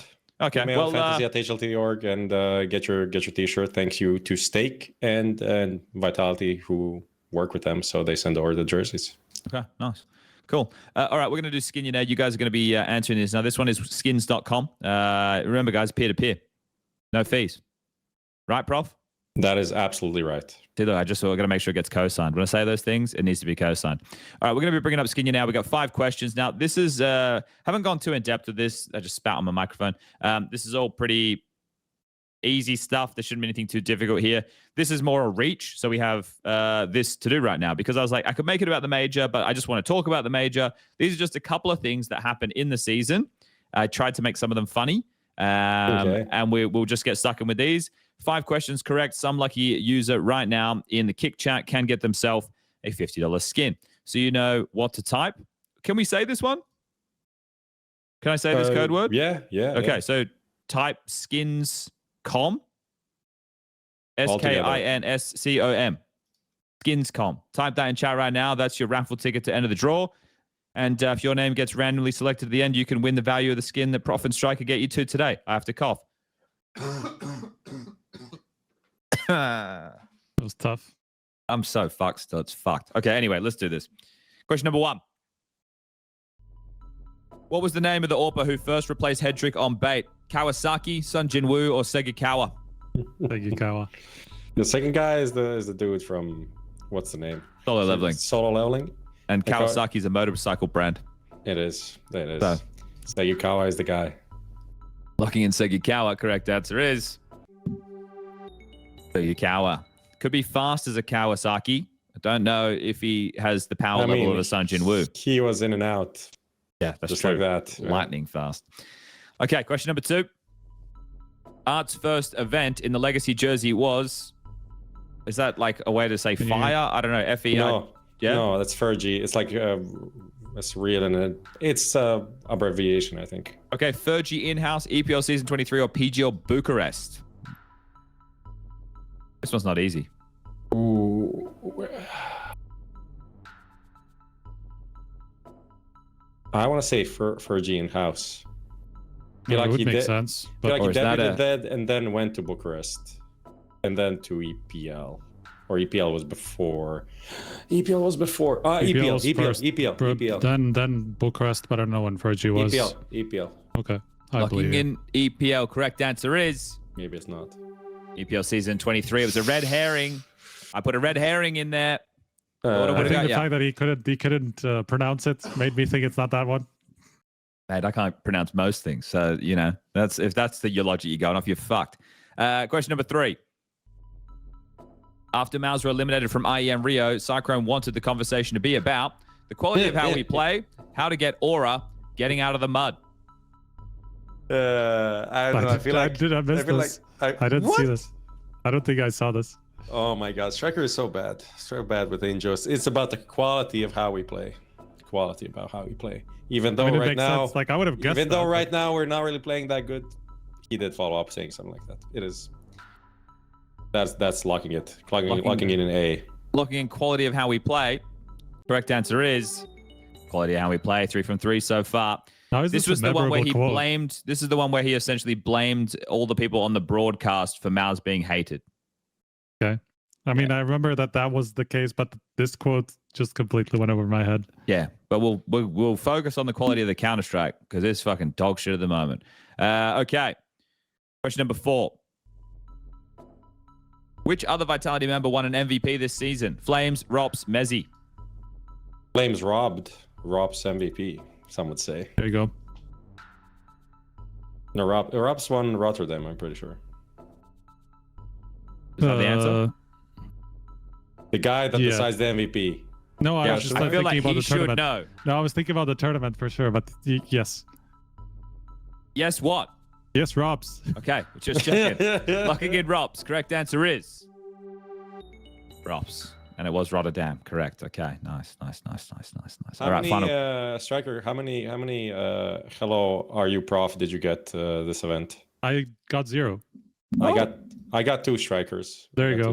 One was you're that guy. You're that guy. The guy that decides the MVP. I was like, no, that's the other guy. And then I also got striker. And I said, no, I'm prof. And then we spoke in English. And then one of the people that work for Relog were passing by. Is like, why are you speaking English? You speak the same language. And the guy was from Bosnia. So it was great. It was fantastic. And you know what's funny about that? Like everybody who talks to me thinks I'm Croatian or Serbian or like somewhere in the Balkans. Well, so honestly, sometimes I get people coming to me and talking to me in Balkan. I'm like, in one of the Balkan languages. I'm like, I'm sorry, I'm not prof. But Milan Šveda could be definitely I mean, maybe not the last name, but Milan is more common in Balkans even than in Czech Republic, I think. You guys, we can get you permanent name badges or something if you want, or we can make you some shirts with your names on it. This makes for some funny conversations. I am not Striker. We can actually, if you wear, so Prof, you wear a T-shirt that has Striker's face on it, and then if Striker wears a shirt that has your face on it, then they can distinguish. Then it might be easier. But what if they're audio-only listeners? That's true. That's tough. Okay, you can walk around with a megaphone at all times. They have at least like there doesn't say which one of us is who. Yeah. On the little thing, so okay, they would at least know we're one of them. Okay, yeah, fair enough. We'll work something out. We'll get in the shop. Okay, remember guys, type skins.com now in Kick Chat with last question, and then we'll be drawing the winner of this one. All right. Question number 5. Here we go. Which coach had to stand in during a Tier 1 event this season? Was it Taz, Coolio, or Sid? Coolio. Wish I put 2 E's on his name. Sorry, Sid. Locking in Coolio. Correct answer is Coolio. All right, well, that was meant to be quick, and it was. That's 5 from 5. That's a $50 skin, thanks to skins.com. 0% fees, peer-to-peer. If you need your skins, head over there. See what they got on the shopping list, I suppose. Okay, Lucas, let's draw the winner. Drum roll, please. And the winner is Sentient Code. Why is this Sentient Code. Look at the screen. I can't see it. Like my probably for the better. Okay. So Sentient Code. Congratulations. Have a chat with Lucas. We'll work it out. We'll get yourself your skin, and we'll have it all sorted for the future. So close, good stuff to Sentient Code. So close. Okay, let's keep moving. We've got 25 minutes left. 25 minutes to go. Okay. Okay, so last night, in case people missed it, which I did. Let's keep this short and go to the rosters, I would say. Okay, we can keep it short. I just want to say that Cash replacing Overpass in the map pool. I've seen some people who are upset about Overpass going out. I don't really care. I think the fact that we have another brawly map in the map pool, with the conversation we had earlier about these series being like electric and back and forth, Cash is a map that will deliver that. It'll deliver brawls. It'll deliver clutch Counter-Strike. Overpass is slow. Overpass is boring. Okay, let's get into the roster stuff. Falcons era coming. I want to say one thing on this topic, and that is I really appreciate Valve doing this so fast. Yes. I almost forgive them for not showing up to Cologne, but I don't. And I'm really disappointed they didn't. Yeah, but my assumption, and it might be an incorrect one, is they didn't want to talk about the teams, about the stickers. That's my assumption. I understand that, but also if teams are annoying, talk to teams. There's still other people that you can talk to. And let's just do that. I feel like they should be there. They should be there. Fair enough. Yeah, but it is very important that they announce the day after the major what map's going out and what map's coming in. We already knew what map was coming in. Yes. But this right now, this should be the gold standard. This is how it should be every time. Every single time, because now all the teams can just start prepping for Cash. They can forget about Overpass, and that's fine. Unless you have to play the XSE event, and then that's unlucky for you. I mean, they might still play that. Play Cash anyway. Who knows? Okay, I'll ask them, actually. I'm not so sure. Okay, cool. I forgot about that event again. Yeah, well, it's starting in like 7 days. So, anyway. Okay, let's get into the juicy stuff. That's why everyone's here. We want to get into the juicy stuff, so let's get into it. So, roster watch. A lot of things have happened already. We can keep these pretty quick. So, first one that I want to touch on is KRIMZ to Eyeballs. I know that's not a big one. Like, it's not going to blow anybody away. But I'm just glad that KRIMZ didn't have to end his career out of Fnatic playing in a team that was terrible. At least now he gets to play with his countrymen. No, but it's less about that. It's more that I think he's going to be able to extrapolate a lot of joy of being around the young Swedes back with JW, helping the future of Swedish Counter-Strike. And I think he still has a lot to give in the roles that he plays, right? Like he was still decent. I wasn't watching KRIMZ going, man, this guy really should have hung up the mouse a while ago. And he clearly still has the hunger to play. So I'm really happy that KRIMZ is going to be able to take this opportunity and go play with Eyeballers. So that's exciting for me. And maybe that will spawn some stronger Swedish Counter-Strike in the future after that knowledge and experience can be imparted. So yeah, that one I saw, that was a feel-good one. I really liked seeing that news. So that one made me feel good. Senzu's time is up on BCG. I don't know what that means in terms of where he could go, but I would hope that he just goes back to Mongols and we just forget this weird time. And then we can just pretend it's Austin in 2025 again. The kid's 19 or 20 talking about burnout, right? Like Just yeah. Just don't look at your screen or something, right? Isn't that how it goes? Just walk away. Yeah. No, I understand. It's young men trying to deal with that, but that one also cropped up. What do we got as big ticket ones here? The Gaming Gladiator stuff, nobody cares. This JT as in-game leader at Liquid. Do we want to start there? Yeah, let's do it. Who was this? A you one striker? No, this was us to us. We have heard the same thing, so like at least we have this. Like we have information that can support that for sure. That it's at least in talks. I don't know if it's final, but at least there have been talks about that. So that's I guess a big indictment on Shui. That's but is anybody surprised at this point? Not really, with how a big Liquid have been indictment playing. on Shui. Oh, I thought you said. I was like, what's Shui 2K got to do with this? His legacy is still strong in Liquid. I think if they are bringing in Crimbo for NAF, then it makes sense because then JT means they can retain their North American slot. Yeah, I guess from that point of view, and he's a solid IGL. Like you could think about, obviously Kicksan is out on the market as well, but if you can get the bonus of retaining that NA sidedness, then why not do that? It definitely helps you in terms of getting to the major.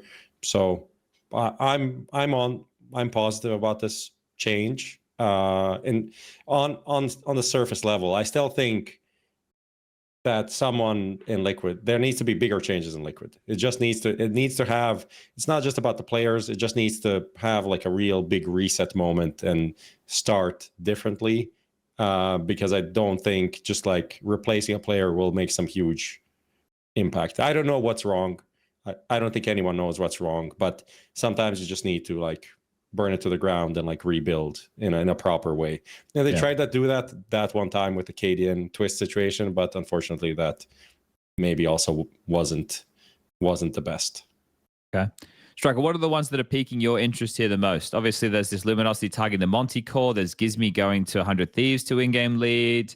The Luminosity one is interesting because it's kind of, I think everybody agrees that it's like the wrong three that you would want to build around, because I think everybody's been giving Gizmi a lot of props, right? And Rainmaker's been one of the big stars. So for somebody to want to build around the other three players is Bemis, just for everybody playing at home. But it is because contracts expiring. The other two actually still will have active contracts, so it would have been much tougher to get them out. So there's still a potential that even Rainmaker will join them. So of course it would effectively be the same team, just with a different IGL, which is also a kind of a big challenge to go through, right? So just for somebody to suddenly take over an entire roster from an IGL perspective is pretty tough. But yeah, it's just interesting from the angle of we have Luminosity coming back, a new organization entering the space again. That's pretty cool, I think. Okay.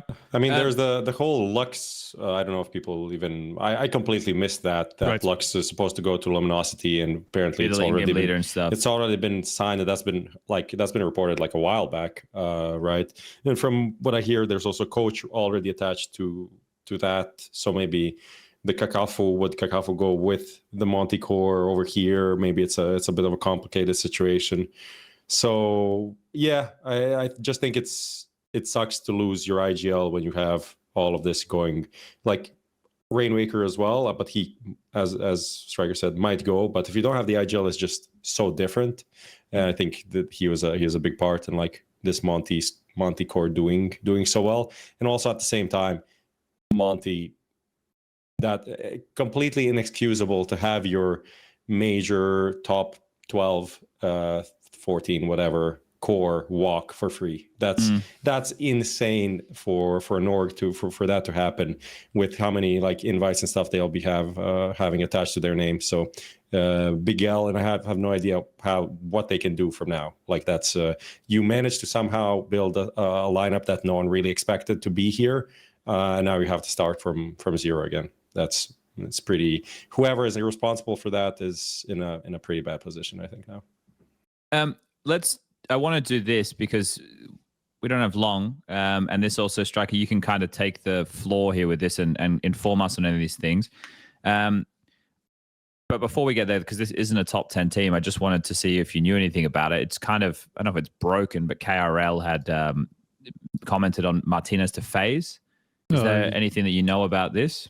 I mean, we know that there's been a lot floating around Gentlemates, and like they've been looking around to, or like others have been looking around to get that roster. I don't know about this specific rumor, like whether they were looking out. I would be surprised if FaZe didn't kind of like shoot a message to any sort of prospectful offer. To be honest, I know that last episode I said that I expect Brokey to stay for this, or at least that the indication was that Jacob would be the one leaving, but I do think that nothing's been 100% decided at this point. And then there's still, it all depends on what FaZe can get effectively, you know, and obviously that's going to be tough in the first place. If they can, like, if they can't get a good helper, which is tough in these days, like it's any good helper that's worth their weight is going to get to maybe be even a better team, right? Because there's going to be a lot of people looking out for helpers. So that's tough. So that's why I would assume that maybe it's probably more likely that Brokey will stay just because they're not going to have a better replacement. But if they find one, maybe it's going to be Jacob who stays, right? So that's the only thing I can say about that. Okay, all right. So that's a wait and see. So what do you think about Martinez, Sponge? Do you think you would? It doesn't, like, he's not a young and upcoming AWPer. Like, he's been on our screens for a decent amount of time. What is he, 25 or 26 now? 25, yeah.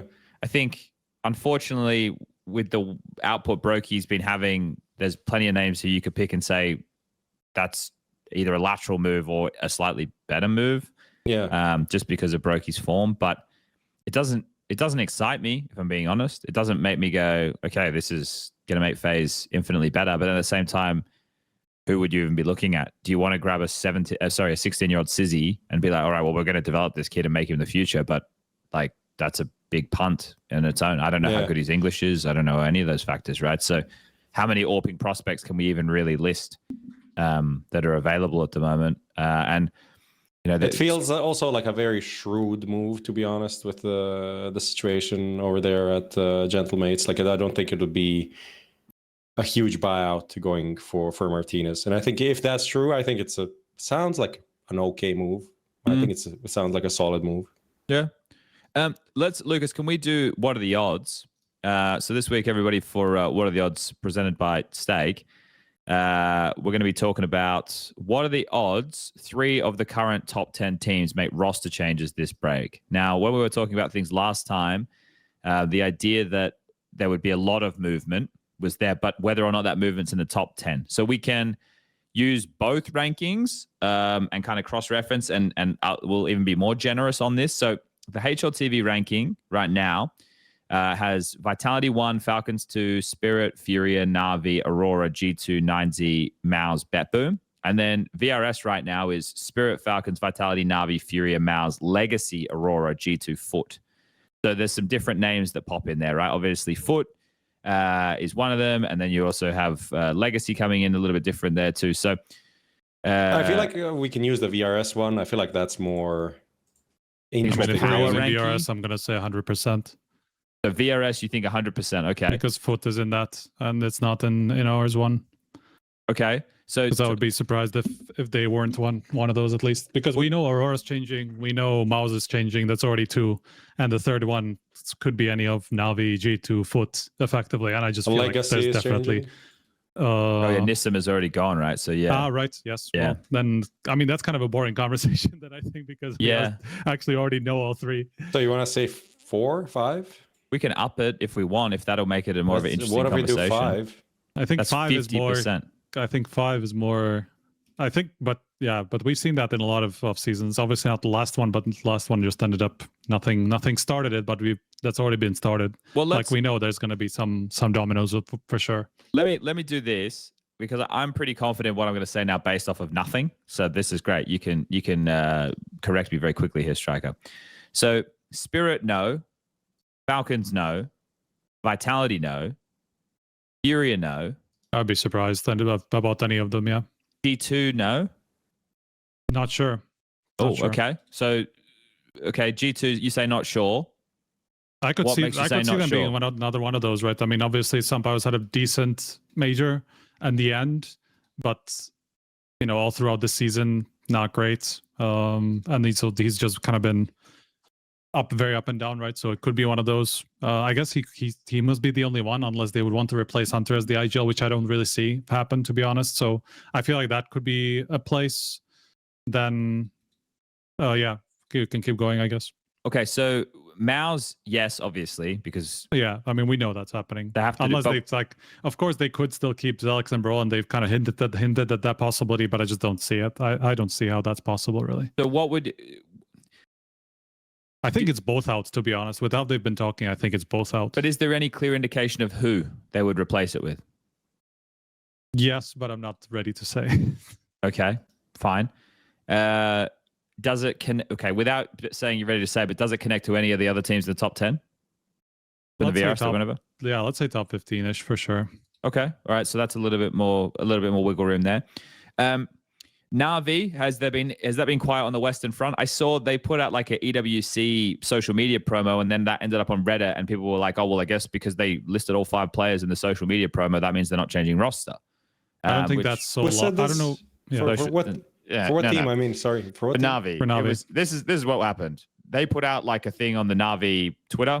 It listed all the 5 players, right? Like that they're going to be at EWC. And people took that as gospel that that's going to be the roster at EWC. So strong conclusion. If you make that content, you're going to air the content. I would say that you also need to make that content to get paid. If by EWC. Yeah. So you're posting it regardless, even if it says, I don't know, simple in it. At the end of the day, you just need to get it out there. So has there been any more movement on that, Striker, from the Na'Vi side that you've heard or that you can share? I guess it's probably the better way to go. I think what Blade said in the exit interview I did with him was kind of making it clear that that's definitely a possibility that they could change. He didn't commit to the to whether they will or not, but he definitely didn't rule it out as a possibility. And I mean, I'm kind of split on whether I feel like it will happen because we already knew that they were looking at it before the season. And even though they won 2 titles, I think the major at the end kind of maybe made them realize maybe they weren't as good as those 2 events showed. And obviously everybody else around them is improving. Spirit's improving. Falcons is improving. Vitality's obviously been great. I don't think Na'Vi will be happy with what they are at the moment. So I would be surprised if they didn't, to be honest, because... Okay, but you haven't heard any, nothing specific. No, nothing specific. But from the last season being kind of there's a lot of stuff flying around, whether Imek could be in-game leading this team, Alexei would be out, or whether both of them would be out and they would just find a new in-game leader plus another member, right? All this stuff I think could still be on the table, but it is just me basing it off of what the conversation was like in that team, let's say half a year ago, and probably how they would be feeling heading into the second season now. Okay. So Lucas, we pivoted. We're going 5 of the top 10, but we can actually, this is fine. Leave it up on the screen. This is perfect. This is all good. You know what? Yeah. Actually, this is fine. I'm happy with this. The whole point, anyway, now we can just continue the conversation. Exactly. Yeah, leave that up on the screen. Okay. So then looking elsewhere here, when I said FURIA, because Fallen's going at the end of the year, to me, it's just they're just going to ride this out. It wouldn't make any sense, right? It feels like they just ride this out for the year. I mean, the only way that changes, I think, is if somebody steals a Yekinda or a Modo, if somebody actually buys them out, which I guess is always a possibility, but I would assume they're expensive. And based off the relationship, it would be very difficult. Based off the relationship, it seems like those guys would be loyal to this team. It doesn't seem to me that they would jump ship. I also think so, but you never know. Moldoy could have an offer from, let's say, a Russian team or something, a Russian-speaking team, right? And then that could change a lot, right? Not having to play in an international roster and all that stuff. I mean, Yekindar could be in the same boat, right? If there's some Russian team or that wants to upgrade, they would be able to, we've obviously heard a lot about, let's say, Aurora, right? That wouldn't necessarily be a Russian-speaking team, but we've seen a lot about them, being very aggressive, let's say, and trying to get new pieces for 2 of the Turkish guys, right? And I would be surprised if they didn't go ask around for some of these pieces at least. Striker said this, not Chad. You need. I don't care anymore. The fact that, man, but. Morgan. Moving swiftly on, you need to give more detail there, Striker, right? If you can, right? You're saying that you've seen being aggressive for 2 players, because this is a surprise to the Counter-Strike world. Even though we've for whatever said reason. This 2 months ago already, or 2.5 months ago or something. Yes, so they just have a hard time believing. But in terms of this right now, and we said it, and I wouldn't say we were flippant with it, but we were doing a live show, which is a bit more geared to the people not us sitting at home and actually having a conversation. But also, like, we just had, like, I don't understand why it's such a crazy thing, right? We just had to contextualize what's happening around the team, and it's nothing new. We didn't break it in that moment. Just everybody missed it the first 5 times we've spoken about this somehow, and now I just think they didn't because it was just before the it. playoffs. I don't know, probably, but that's the thing. Like, the only thing we did was contextualize what's happening around the team, which we had been talking about for several episodes beforehand, right? So it's like we didn't do anything crazy. But do we know who's staying, or are they still deciding? No, I'm not sure. I can't say for sure. I've heard a lot of different versions, a lot of different possibilities, like from it being Major out to it being like XANTARES out as well. And like, I don't know, it could be, it feels like it could literally be any two of them. Also depend, like, obviously there was a lot of rumors about WATO, and I imagine if he wanted to go out there and look for something, he would probably get decent offers as like one of the better performing offers in the space. So like, you know, that could be kind of like preemptive, right? That they would just have to replace him because he would want to leave anyway. But still, like, I just heard that Aurora is willing to spend some money on buyouts. That's probably the biggest piece of news I can say, really. Okay, so let's angle it like this then. And we start with you here, Prof. If you were keeping 3 members of Aurora, who are you keeping? Wikidia. Yeah. And I think everything else depends on the possibilities. I do think if, in theoretically saying an international coach is coming in, you want an international in-game leader as well. Because I think that's the connection that controls how the team functions, and you want the power to be not with a Turkish core. And but because Major then speaks English very well. Then you're the outsider. But I guess it depends also about the team dynamics. Maybe it's not that like it wouldn't be that cohesion. Maybe Major would like actually someone to come from the outside. Maybe there's different, clans within the team. All of these things are completely possible. But I do think there's a few pretty decent IGLs on the market. I like Gizmi is on the market right now. Maybe but is he really a fit for this? Probably not. Kiksan could be Kiksan, could be Alexi, right? Like if he's the one out, right? There's a lot of game leaders that are, tenured that are definitely options. But you're still going to be stuck with the problem that we highlighted with statistics earlier. Well, that's why I think they should kick XANTARES, but I don't think they will. I think if they kick XANTARES, the whole shitstorm on Twitter was about the idea of this team not being Turkish anymore. And what is worse than being Turkish is like kicking the most known Turkish player and the legend that is XANTARES. I think they're in a pretty tough position there because there is a part of that is performance-based, but there's also a fan base element. And I'm not sure they're ready or willing to do that. I think that would, from a performance, if you asked me a week ago, I'd be like, yeah, of course, why not remove XANTARES if that's going to make them better? But after seeing what happened, I'm like, I'm not sure they are willing to do that. Maybe there's an option to give him like an extended break because he also has like health issues and stuff like that. Maybe that would be the most PR friendly way to do it. And then if things go okay, maybe you bring him back, maybe you don't bring him back. Roster changes happen all the time, but like maybe you need to give him 6 months to do whatever he needs to do to get back into what, right? Because it's not like he had insane playoff games before. They never were reaching playoffs, right, until this lineup pretty much. So yeah, in the last 2 years or last year and a half, they've been consistently making playoffs. This year they've fallen off compared to last year, but last year, remember the conversation the first season? It was they're in every playoff. They're in every playoff, right? So I would say you can replace anyone except Wikidia. I don't think you should replace Wikidia. I think there are 2 angles to this, right? Because you have what you talked about international coach, right? Like, do you want the core of this team to feel like the old core of this team and you just want to upgrade in certain pieces, or do you want an entirely new team, right? Because you can keep a core of this team and have it have a new identity without Major, because obviously if you bring in, let's say, a Kiksan, right, he's obviously going to lead this team in a completely different way than a Major would. Let's say you keep XANTARES, WATO, and Wikidia, you have 3, let's say, strong pieces, you bring in Kiksan for that, and you bring in like a nice anchor to complement that, right? Like that's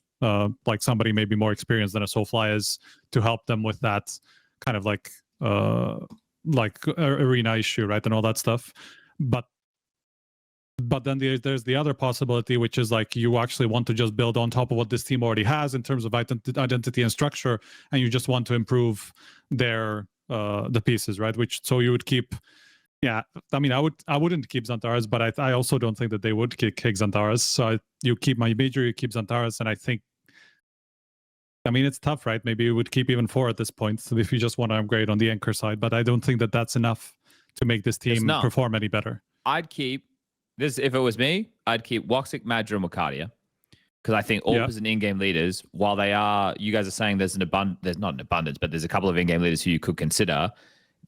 I think AWPers is really hard. I think AWPers, unless you can actually buy like a proper AWPers are super hard. And I think WOXIC in this team has been probably the most complete version of WOXIC. Not the most exciting version. That was him on Mouse. But when he had the time in Cloud9, and that was online, so I don't blame the guy. He's a guy who gets fired up for the big moments. And I like him a lot. I think he's a really good dude. But his version now is he is a good AWPer at doing what you need. Right, like he can do the U2, he can set up the players, but he can also hit the necessary shots. Whereas when he was on Cloud9, one of the big gripes that I know that the Cloud9 guys had with him was he didn't remember any nades.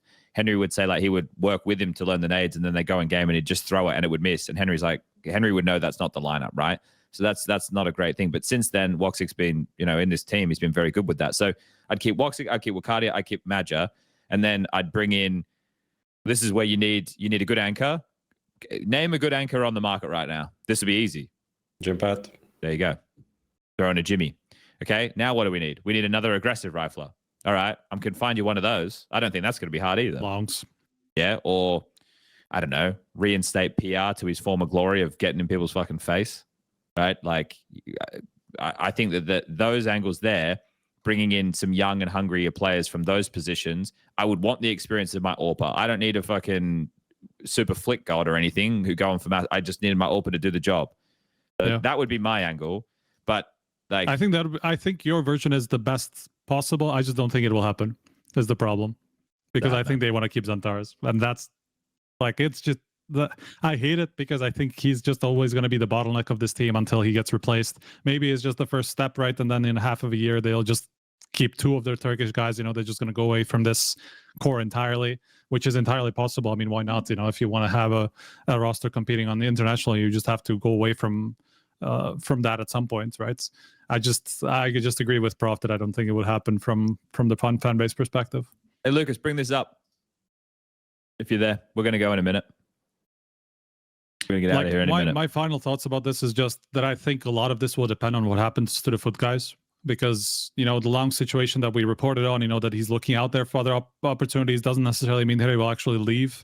And there's still kind of like obviously, like once you put that out there, it disconnects you from the rest of the team already. And obviously the trust is going to be broken to some degree, whatever the situation is, right?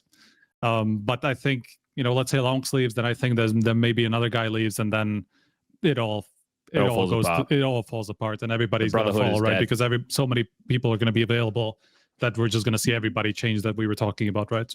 Which would be sad because I think that they could have had a bright future together. Yeah. Or at least these guys are just farming the fuck out of me, man. Look at this. They just can't get enough, Prof. Is this now? This is now. This is right now. They can't get enough. What does it say? What does it say? I can't read it. Let me translate it. Hold up. It should be the core of WOXIC. Yeah. That's what it says. Yeah. All right, guys. So like they're saying that you said that they should keep this trio, yeah? Yeah. Okay. Yeah. They'll go whatever I say, they'll grab it. They know that I am going to bring more interaction than them in playoffs. I'll bring them more interaction than their team in playoffs, boys. Don't you worry about that. Honestly, I can't wait to receive hundreds of messages of them saying they're going to fucking kill my mom or something. XSC Pro League in 8 days. Good luck to everyone there. Good luck to everyone I'll be watching it from the beach. Oh, that's nice. That's pretty good.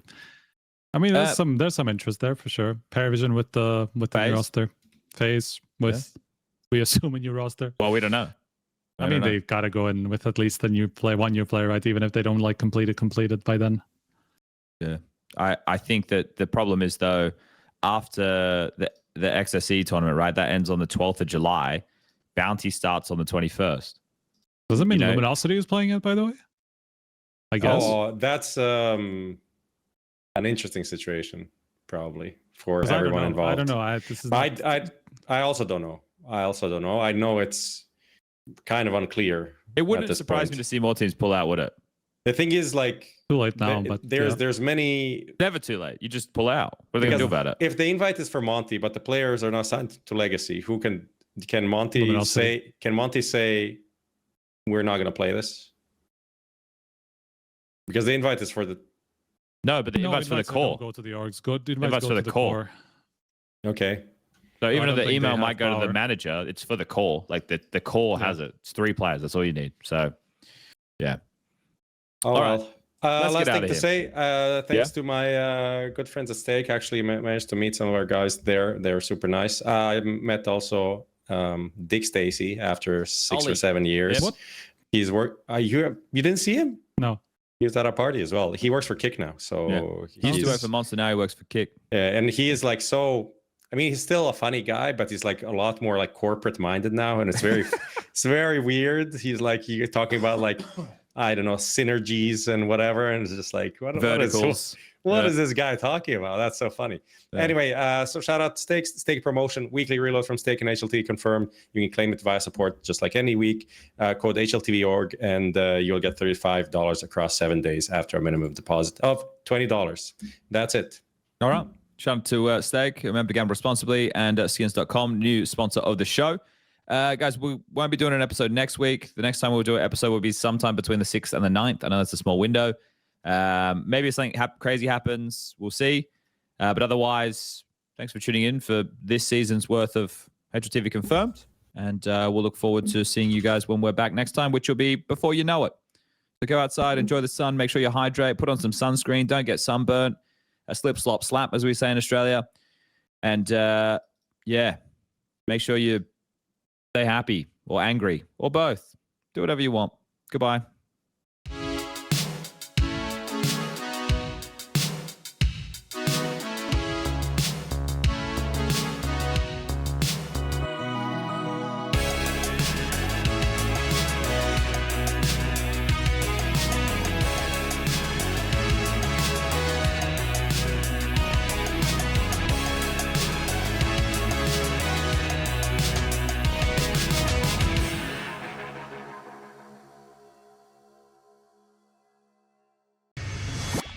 The biggest news roundup, exclusive insights, all delivered to your inbox.